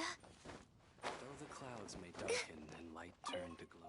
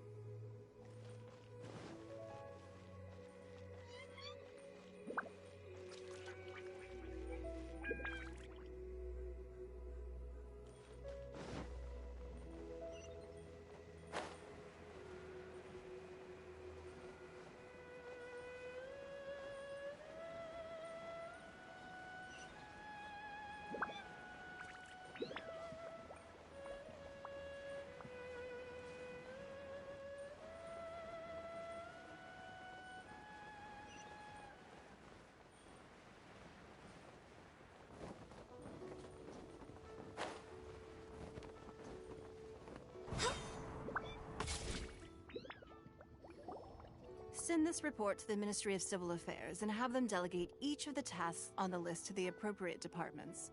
Also, be sure to tell them that though the Lantern Rite may be complicated, everything must be done properly. Hello, Lady Ningguang. It's us again. No, of course not. You are my honored guests. And given the looks of you two, I presume that you're here to celebrate the Lantern Rite? That's right. So what's on the agenda for the festival this year? As always, there will be a variety of activities taking place. Oh, but there is one of particular interest. The Ministry of Civil Affairs is planning a fireworks show this year. It should certainly be worth your time. Releasing Mingxiao lanterns has always been at the heart of the Lantern Rite. But with all that has occurred in Liyue as of late, I think the people of the city need something to warm their hearts. A feeling of everyone coming together in solidarity. So, I believe that this year calls for a celebration of particular magnificence. Something that would be closer to the hearts of every citizen. We are currently in the process of placing fireworks at various locations all throughout Liyue.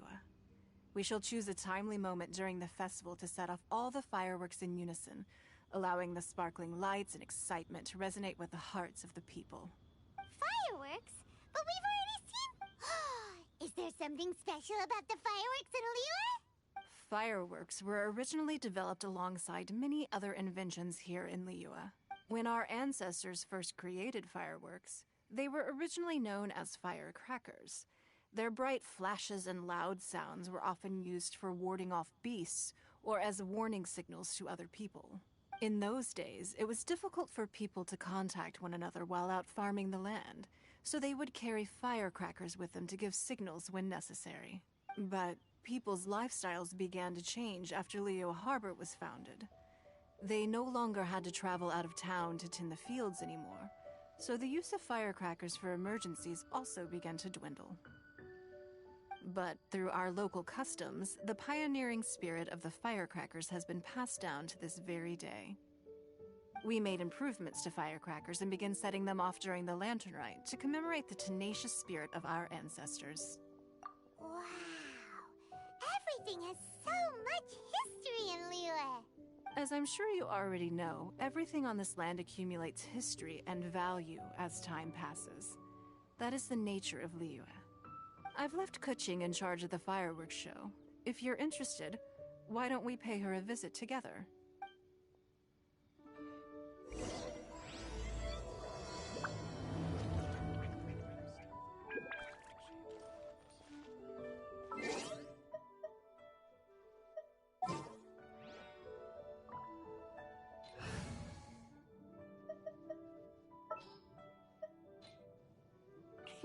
Let's go out and play.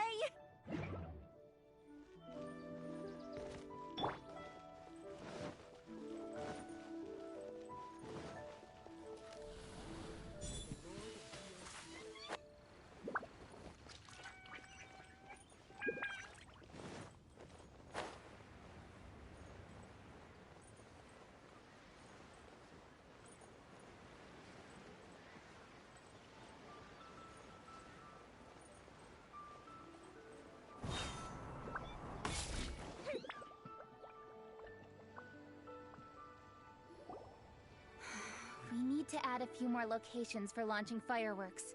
The show has to be visible all across Liyue, not just in the city. They celebrate Lantern Rite in Jingsa Village too, you know. But, Lady Kuching, what about our budget? The budget is exactly what it's meant to be. It's the necessary amount of funds to properly carry out a task. If you think the current budget will not suffice, then we'll simply have to apply for more funding from the Ministry of Civil Affairs and wait for their approval.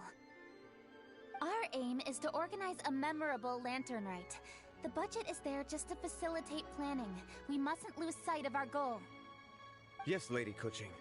I understand. Good. And please remember, safety first.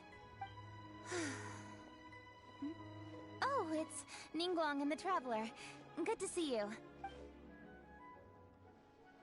Are you here for the Lantern Rite? Your timing couldn't be any better. The preparations are almost complete. I'm reviewing the positioning of the fireworks and double-checking the relevant facilities. It's all in a day's work. Forgive my directness, but if I'm not mistaken, you could just as easily leave these tasks to your subordinates. You've already been working around the clock these past few days. I am sure a break would not be amiss. No, it's fine. Really, I can handle it. Pengyi, please redraft our plans, make a summary report, and send it to the Ministry of Civil Affairs. I'm going into town to check the progress of the fireworks setup. I'll return shortly. As for you, Traveler, you're our esteemed guest. Please take the opportunity to stay in Liyue Harbor and enjoy the festivities. Pengyi, is everything clear? Please remember the tasks I've given you. Yes, Lady Kuching. Don't worry. Good. Ningguang, Traveler, goodbye for now.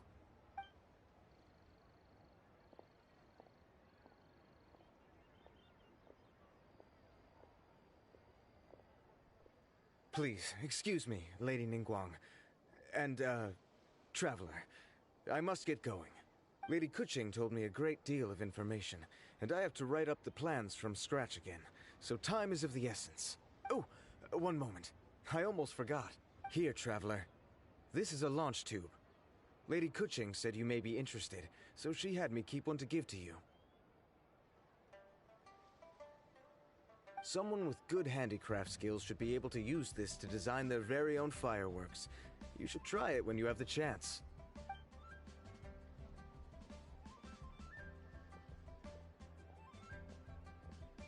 Whew.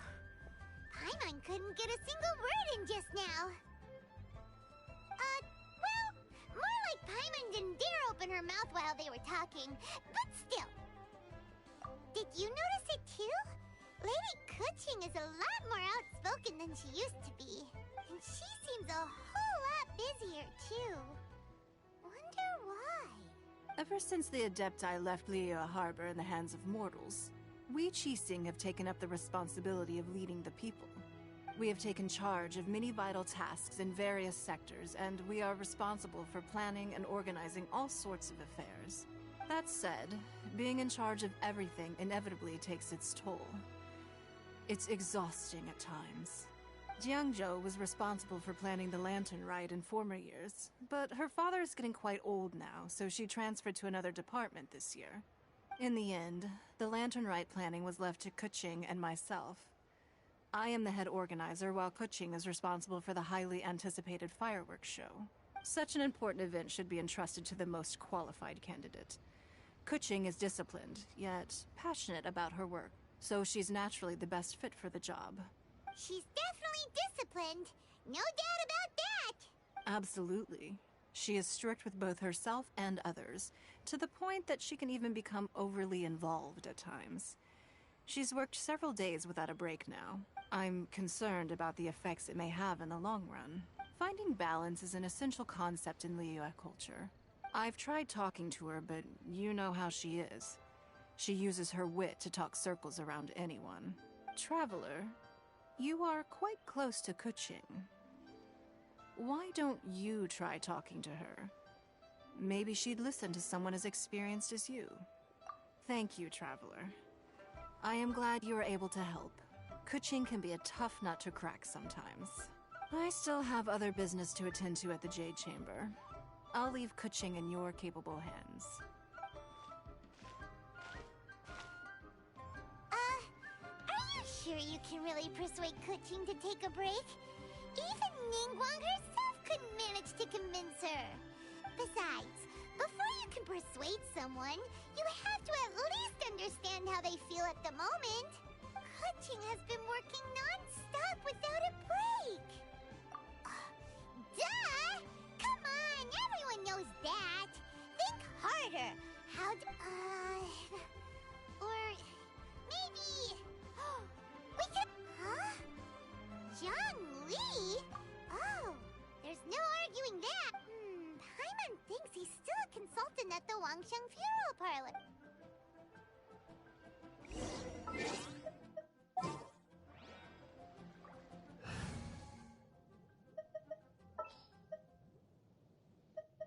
The campaign begins.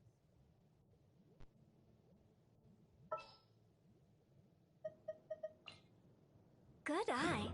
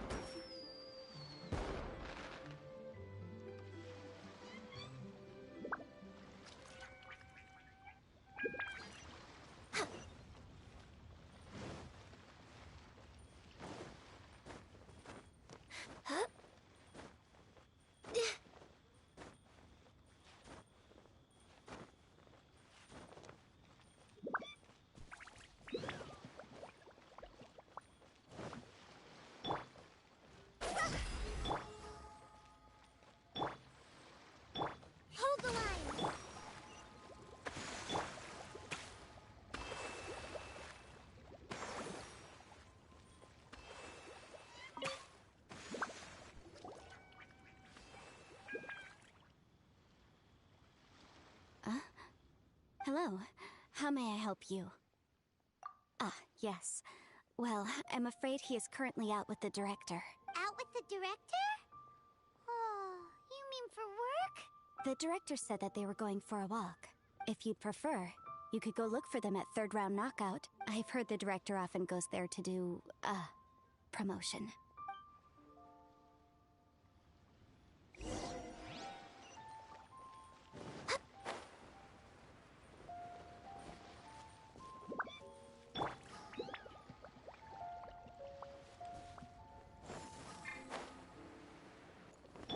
What are you staring at?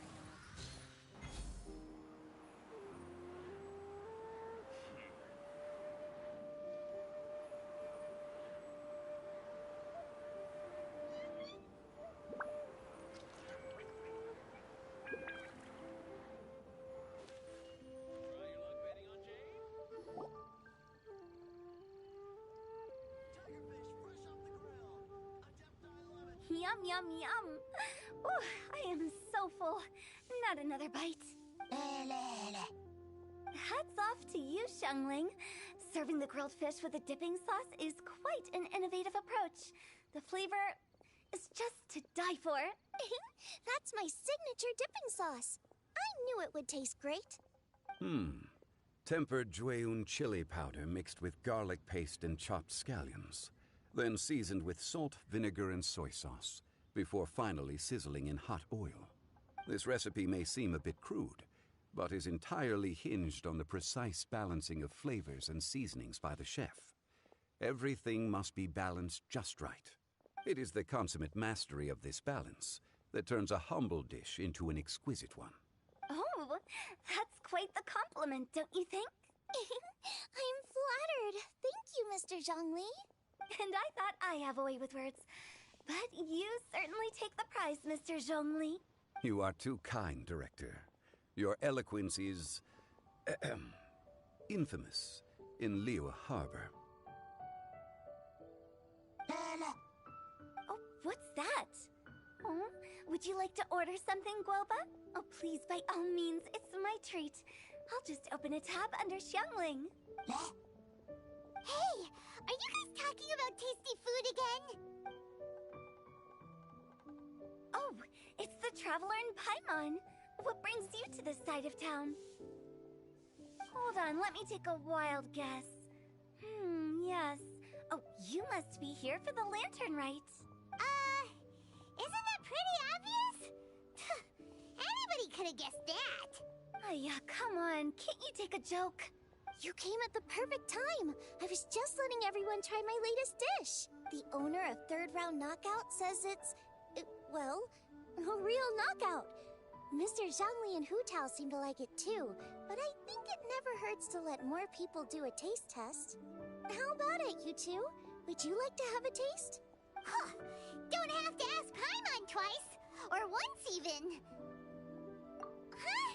You mean we're not gonna try any? Oh, fine. Let's get down to business. We meet again, Traveler. I trust your journey is going well? Splendid. Therein lies the value of a journey. So come on, why are you looking for our good consultant? Do enlighten us. And just in case you were wondering, we're on business too. We only tried Xiangling's dish since we just happened to be here. Business? What kind of business would the Wangxiang Funeral Parlor possibly have during a festival?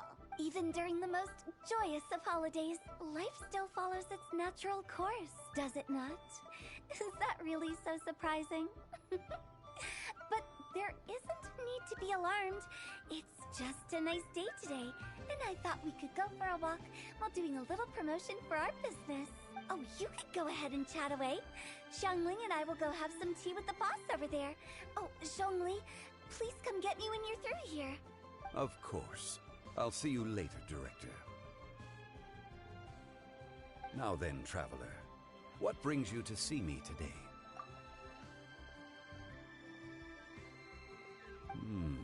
Yes. The Yuheng is honest, intelligent, and most diligent. She is capable of shouldering responsibilities that few others could. But everything has a balance, and one's health must certainly weigh in. Yeah, everyone knows you're super knowledgeable. Paimon bets she would listen to someone like you. If I were still the mighty Rex Lapis, I might be able to help her see reason. But alas, I'm now nobody but an ordinary consultant. My words no longer carry the same weight as they once did. Besides, I am by no means close to the Yuheng. Taking the liberty to lecture her may just as easily produce the opposite of the desired effect. Oh, you're right. Then what should we do? We could take a more subtle, indirect approach to the matter, such as telling a story that resonates with her, containing your message conveyed within it. Such a story can be achieved by referencing topics from her daily life. The story could prove even more effective if you weave in something about someone close to her. Paimon doesn't really get it. I knew you'd understand what to do. Well done, Traveler. Go collect some source materials for your story. Of course, I can always provide you with my advice, if needed. Once we have formulated the plot, you can tell the story to the Yuheng. You are on amiable terms with the Yuheng, which makes you the natural candidate. Oh, Paimon gets it! So we need to talk with people who know Kuching, right? Greetings, everyone. I hope I'm not intruding. Huh? Oh! Mr. Zhongli, I didn't expect to see you here. Thank you for all your assistance during the rite of parting. You are most welcome, Yuhang. It was the least I could do. Why? And what's with your strange expression? Oh, I see. My apologies. I appear to have interrupted your conversation with Mr. Zhongli. Kuching, are you here looking for us? Yes, I was going to ask you to introduce me to the Adepti. I thought that it would be fitting to send them some festive gifts. On behalf of the Liyue Qixing. But didn't you meet them when we were fighting to defend Liyue Harbor together? You could just as easily go and find them in Juyun cars. Yes, but we only met briefly on that single occasion. The Adepti may have already forgotten about me. And I'm concerned it would be imprudent to show up so suddenly. Which is why I thought it would be more appropriate to ask you to introduce me first. So you even have to run around delivering gifts in person? Thank you, Traveler. Let me go and prepare the gifts. I'm sorry to make you run errands with me during our big festival. I promise to make this quick, and I'll be sure to get you back in time to enjoy the fireworks show. Huh? Together? All right. I'll go to see the fireworks with you once I've finished my work. Speaking of which, Mr. Zhongli, the fireworks show will be particularly exciting this year. Please, don't miss it. Ah, yes. Thank you for your kind reminder. I should be going now. Traveler, please come find me at the Jade Chamber once you're ready.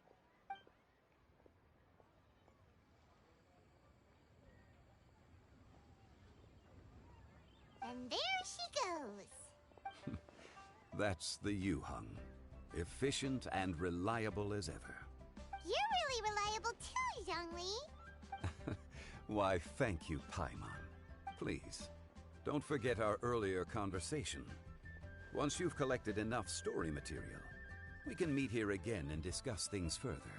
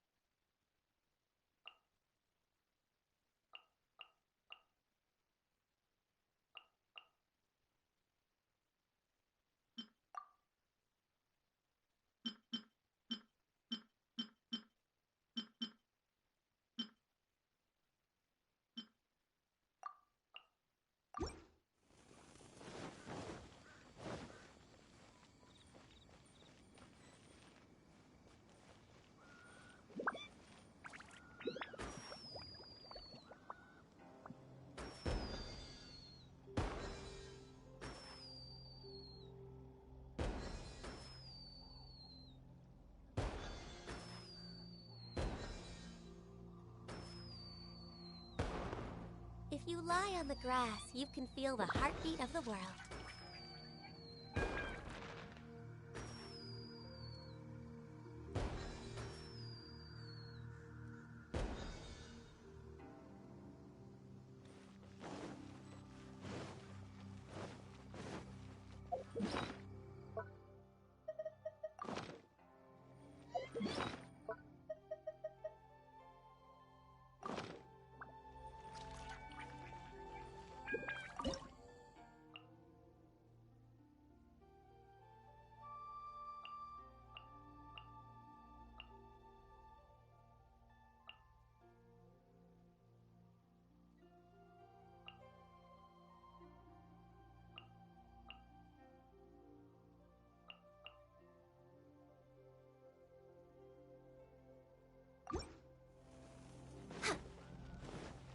We're way behind schedule.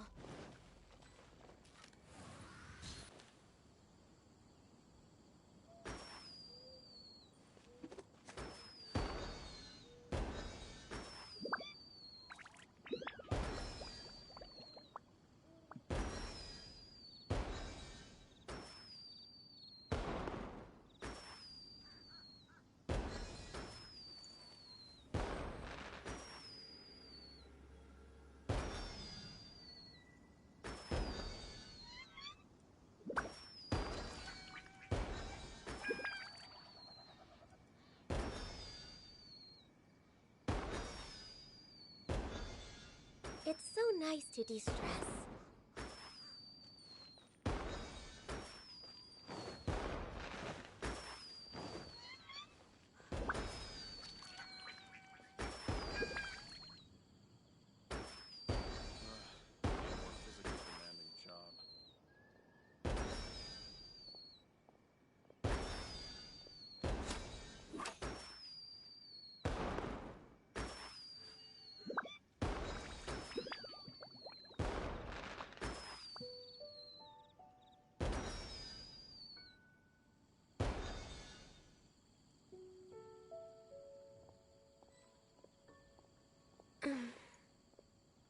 I need a more physically demanding job.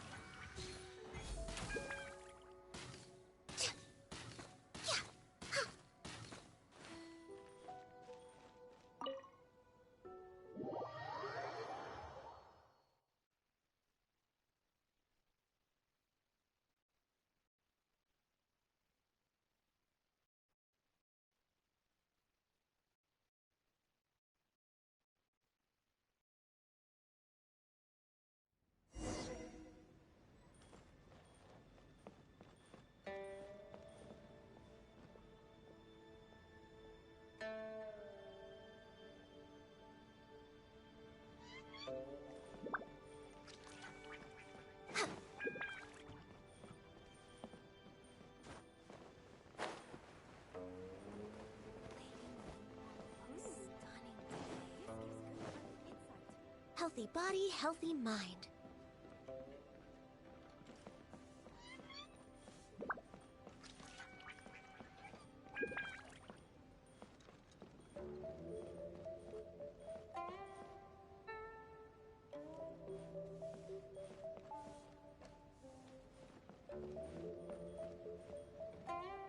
Sorry. It's confidential.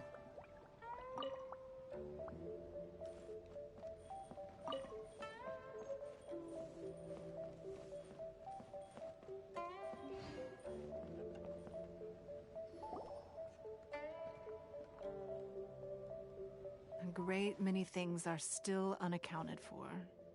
The new Jade Chamber is missing many of the contents held by its predecessor. All the literature, furniture, and ornaments I had collected followed the original Jade Chamber to its watery grave. Most of it was destroyed in the process, and the small handful of items that survived intact are strewn across the water's surface. Reclaiming them is taxing work. It takes someone with sturdy sea legs to handle this job. But even then, I just can't tell whether Beidou will be able to fish out everything herself. Wait, so you made Beidou go and fish your stuff out of the sea for you? To claim that I made her do anything would be imprecise. We reached a mutually beneficial agreement, as is always the case in our dealings. Payment is one aspect of it, but I also compensate her in other ways. Let's just say it's a little complicated. Anyway, Beto is currently in the Guyan Stone Forest area. If you're interested, go pay her a visit. You may be just the help she needs.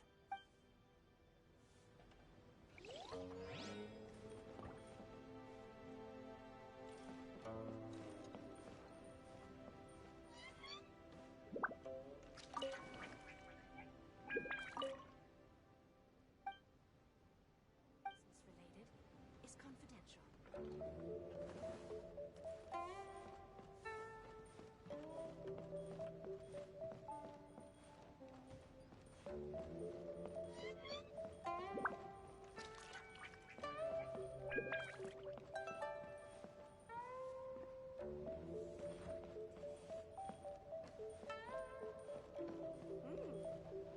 This gives good market insight.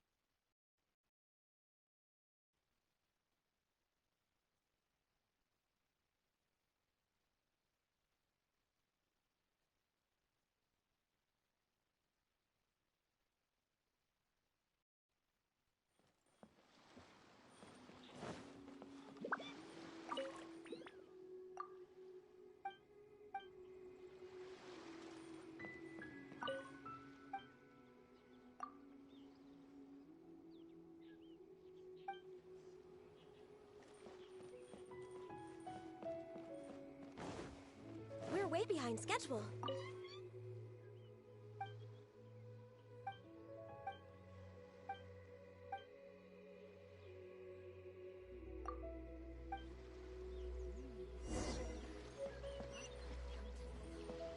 Our stock of herbs is running a bit low.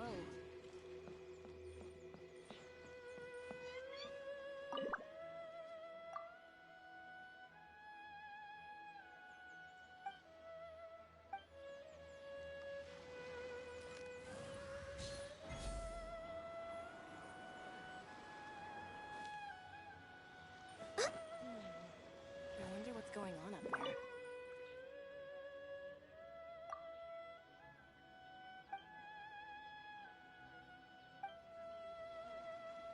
Ahoy there, mateys! Time to set sail!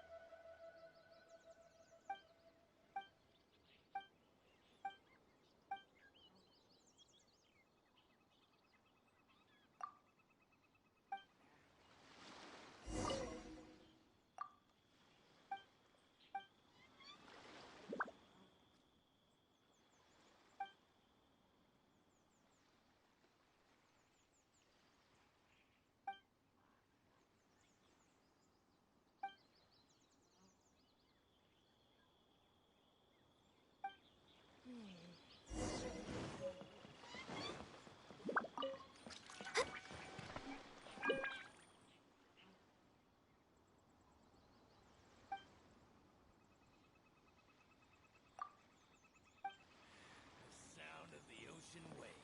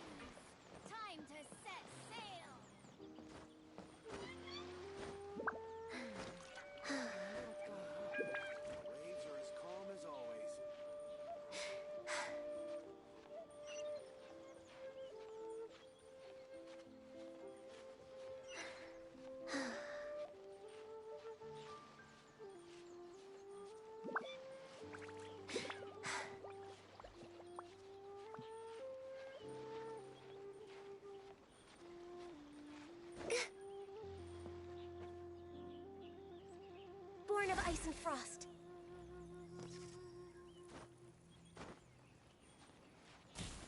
Huh?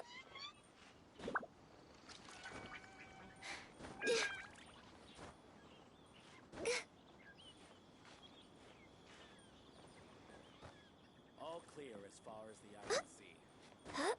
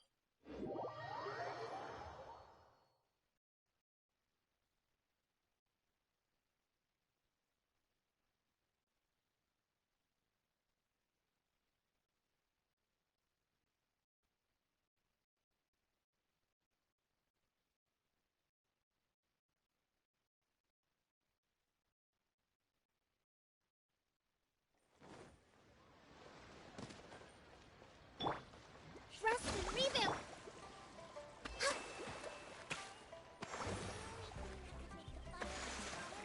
Watching them with...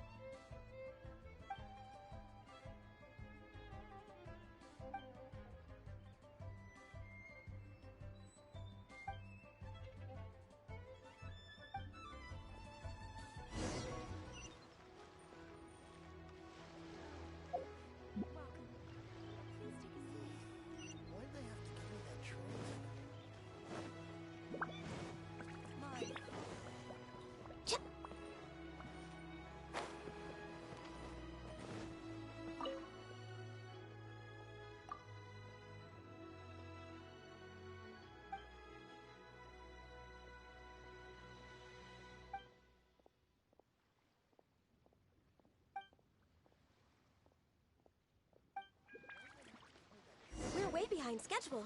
Huh?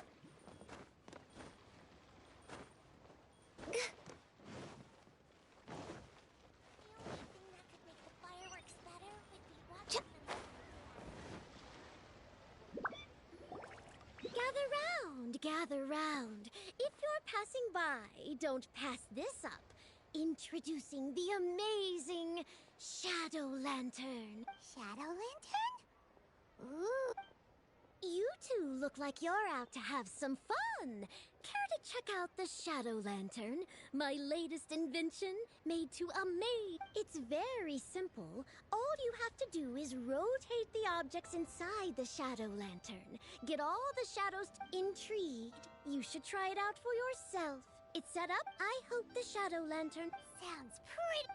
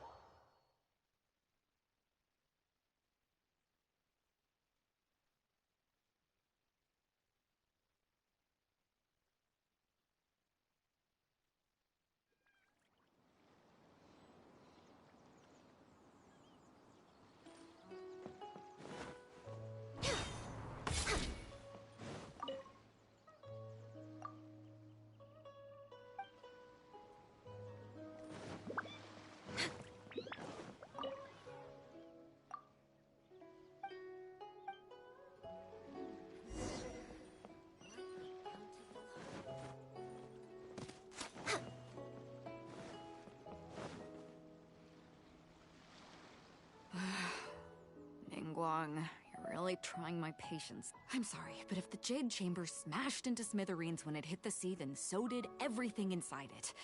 Just because I know the ocean doesn't mean I have the power to fish up the past. Oh, Traveler, what are you doing out this way? Great, you couldn't have picked a better time. The whole fleet's caught up with other things right now, so I'll take all the help I can get. Look, I even had to rope Xinyan into this. Yeah, what's the occasion? Did you come all the way out here to do a performance? You bet I did. Nothing official, mind you. Beta wanted to hold a feast on board, and I agreed to come play a couple of tunes. But all that went out the window when someone showed up saying they were one of Ningguang's secretaries. They called Beta away. I think it was Bai Wen or Bai Xiao. Well, it was Bai something. Anyway, Ningguang apparently came up with the bright idea of me going out on the sea and salvaging a bunch of her old valuables. She seems pretty willing to shell out for it, too. Well, at the end of the day, the price was right. So, yeah, we took the work. Now, if we're gonna go trawling for trinkets, we're gonna need a smaller vessel. All the available boats have been dispatched already, but by the looks of it, we're still one short. Say you have your own vessel, do ya? Great, let's take yours then. The more people we have on this job, the better. Because the sooner we get this wrapped up, the sooner we can get that feast going and actually enjoy the festival.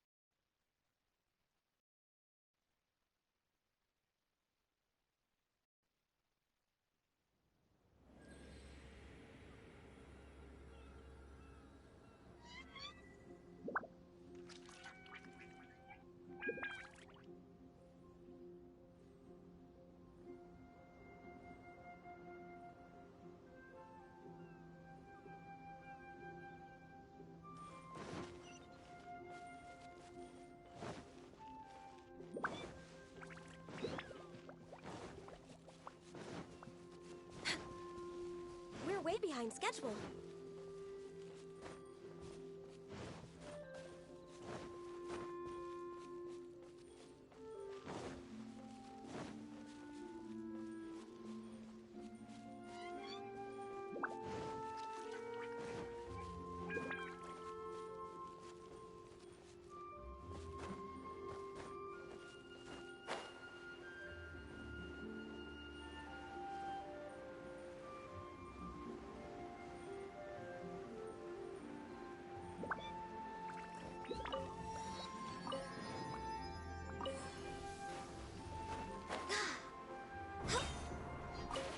So, this is it? This is your boat? It's really, compact. But it works. It's about the right size for sweeping up junk from the water's surface. The only thing is, we're packed in like sardines here. There's nowhere to put my guitar. Xinyan, your axe is getting a little too close for comfort. Oh, whoops! Let me try to move that out of your way. Xinyan, why does your guitar have blades on it? Self-defense, of course! It shoots fire, too! But the middle of a big festival probably isn't the best time to give you a demonstration. Also, there's a teeny tiny chance it might set your boat on fire. Oh, that's not a risk worth taking, no matter how small. This gal really jazzed up her guitar. Hold up, are those treasure hoarders? We don't usually see these guys out at sea. Could they be here for the same reason as us? Come on, Traveler. Steer us a little closer.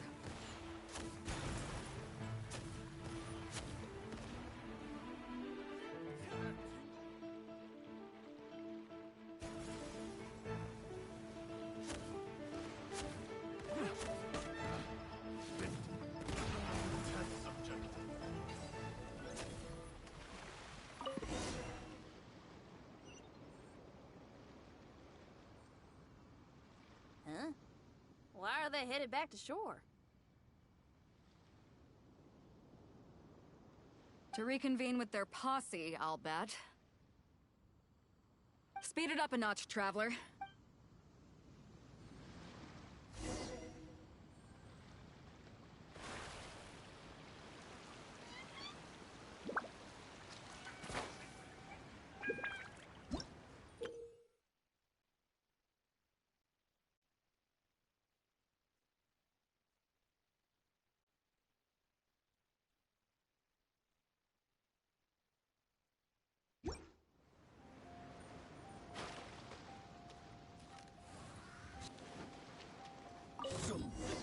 They're gaining on us! We can't give them the slip! Call in Carmen! Carmen? What kind of treasure hoarder has a name like that? One that I happen to know pretty well. Didn't think we'd be running into him.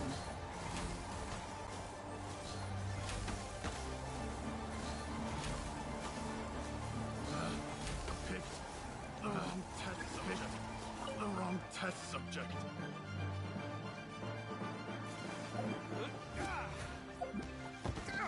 No touching!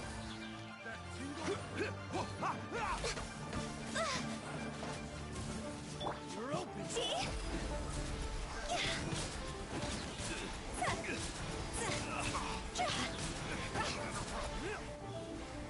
Time to go!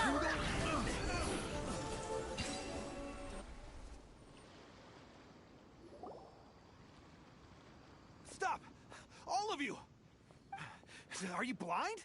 Can't you see this is Captain Beto? Captain Beto, it's been a while. Still fighting fit, I see. I guess it has been a while, Carmen. You're looking a little worse for wear. Maybe if you did your own dirty work rather than dispatching your minions, you wouldn't be so out of breath right now. How you jest, Beto. Very amusing. To get serious for a second, though, I'm gonna be needing all of this. So put everything down, and I won't cause you any more trouble. Of course, of course. Whatever Captain Beto wants. You heard her, people. Drop the goods. Here you are. It's all here. So, we'll take our leave now? Wow, he did what we asked without a second thought. Couldn't run off quickly enough either. Ugh, don't waste any more time on them. We've still got salvaging to do.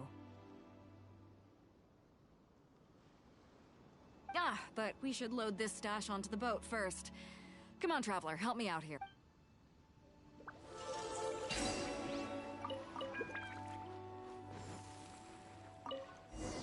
Huh?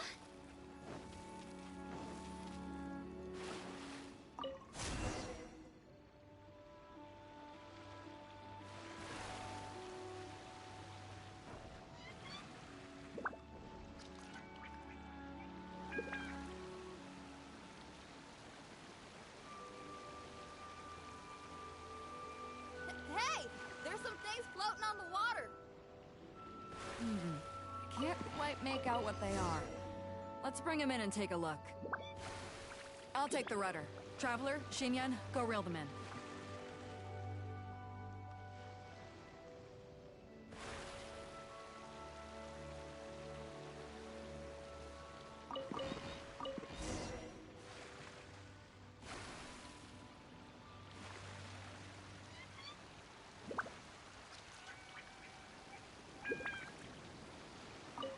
Hey! Looks like another treasure hoarder raft straight up ahead. But why is it empty? I guess Carmen told all his people to call it off. Smart choice. He knows who he's up against. Let's keep going.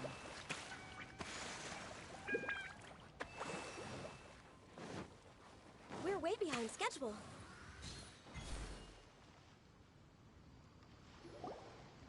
Come on.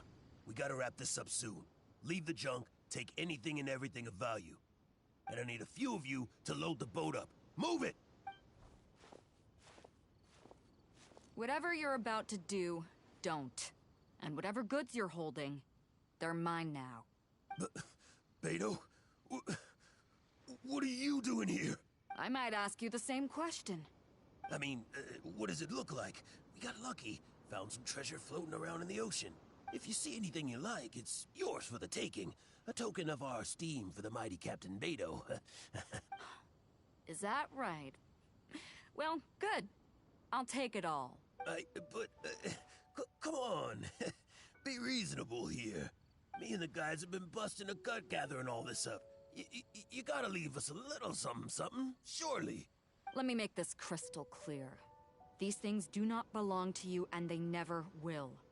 So you're gonna put them down, and then you're gonna get as far away from me as is physically possible.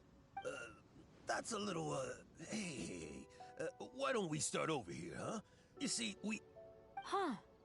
Sounds a lot like you're stalling to me. Talk is cheap. Let's settle this the old-fashioned way.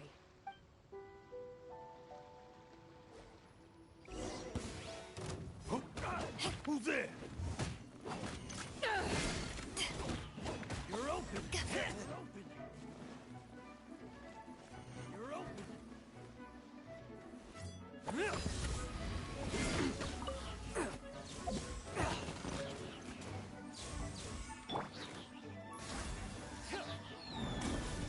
This is long overdue. Right on target.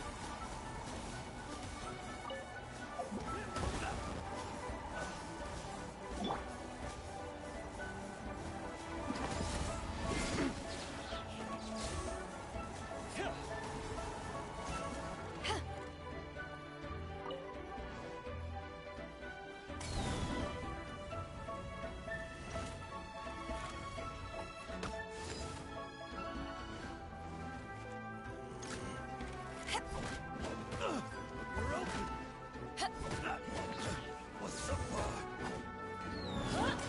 enough.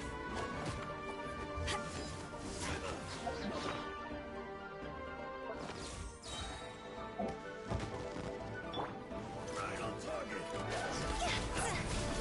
What's up?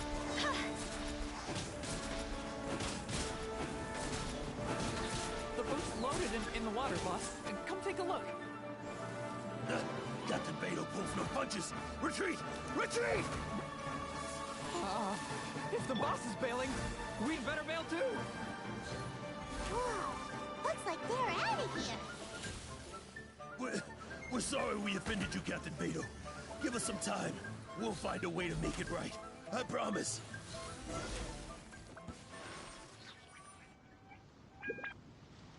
Boy, they sure ran off quickly.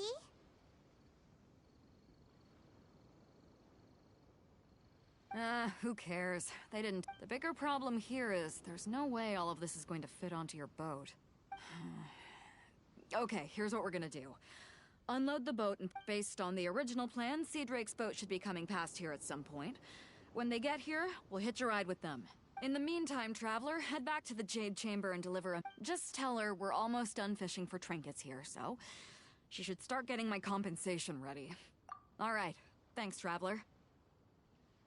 If both Carmen and Leo were here, then I wonder if that other boss of theirs, Big Sis, is snooping around. I've got to tell Sea Drake and the rest of the crew to stay on high alert.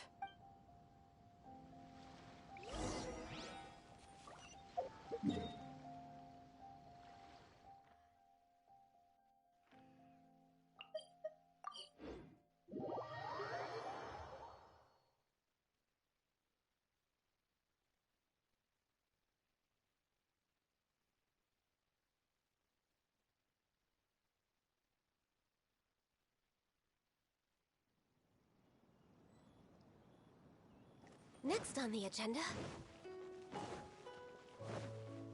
we're way behind schedule.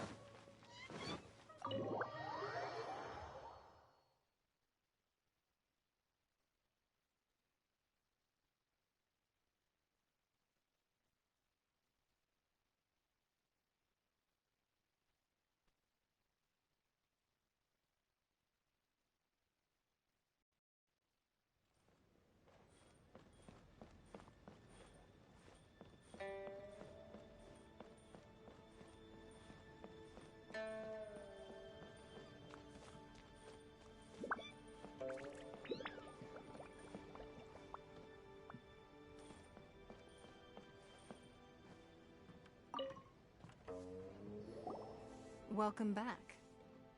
I I trust Beto is making good progress on salvaging the items.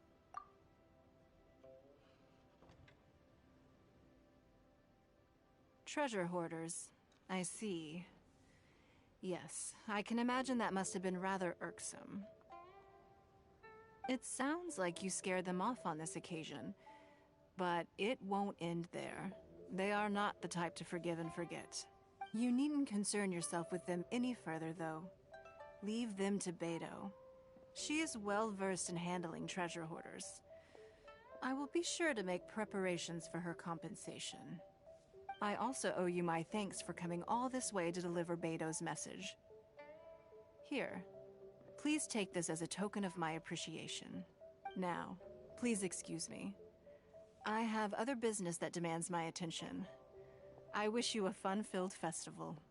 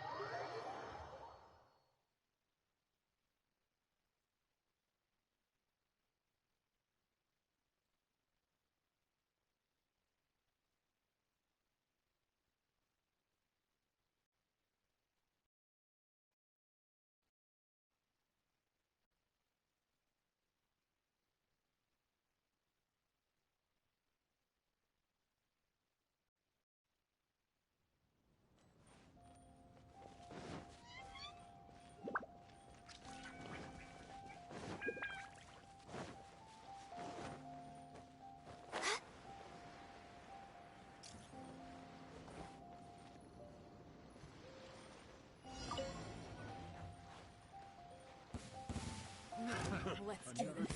No touching!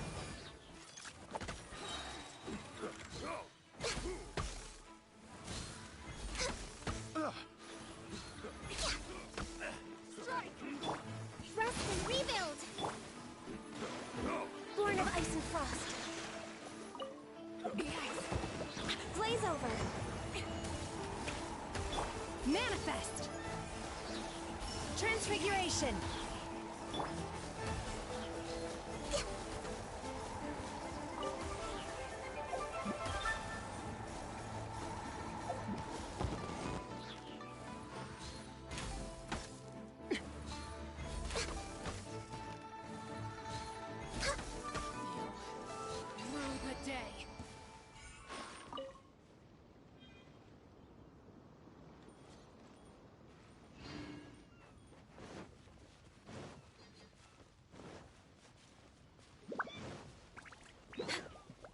Next on the agenda...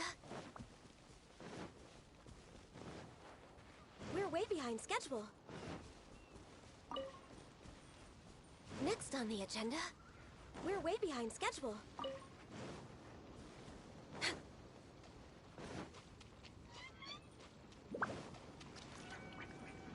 Next on the agenda...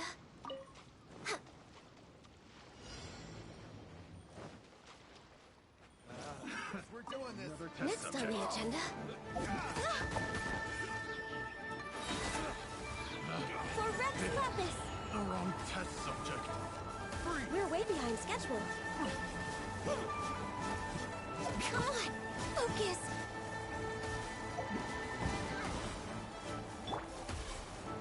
Transfiguration! Take your true form! Cryo Incarnate!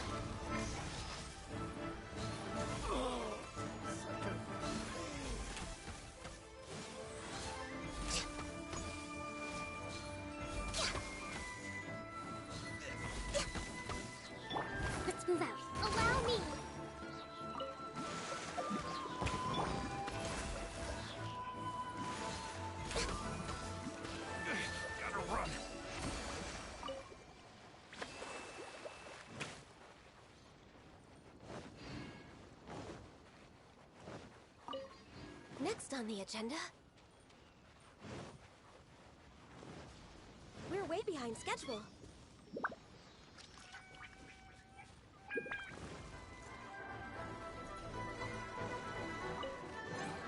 Beautiful treasures are a cause for great happiness.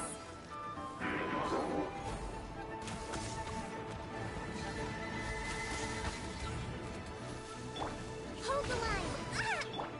Unleash! Transfigure it! Blaze over!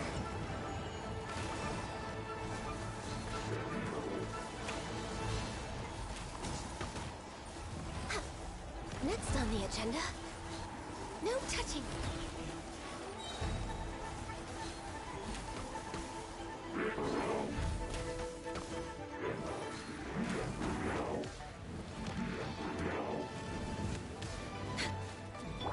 Allow me!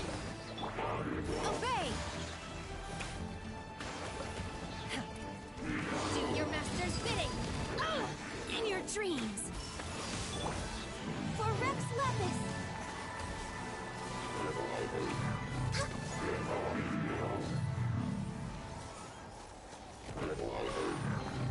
There's nothing wrong with reaping a reward every now and then.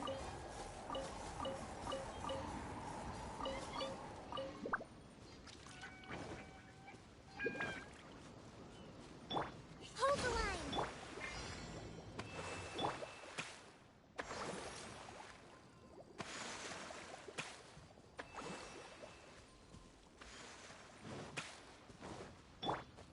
Guess we're doing this. That tingle?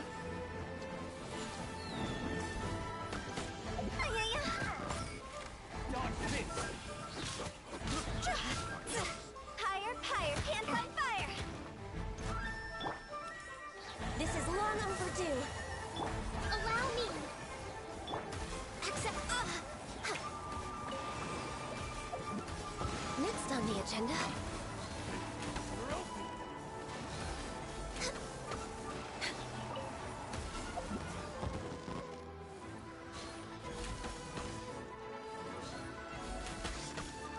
You're really making No me touching. We're way behind. tough.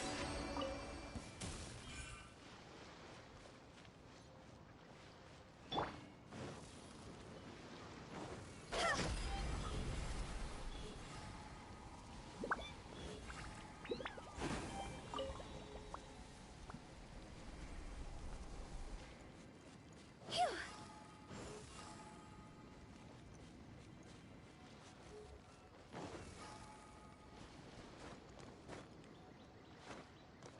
See? Jackpots.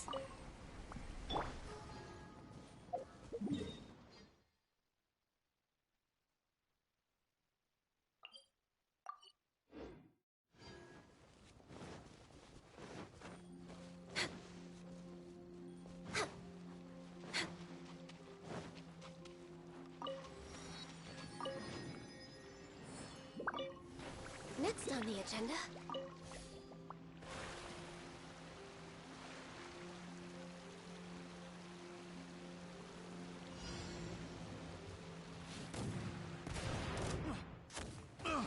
Have a little taste.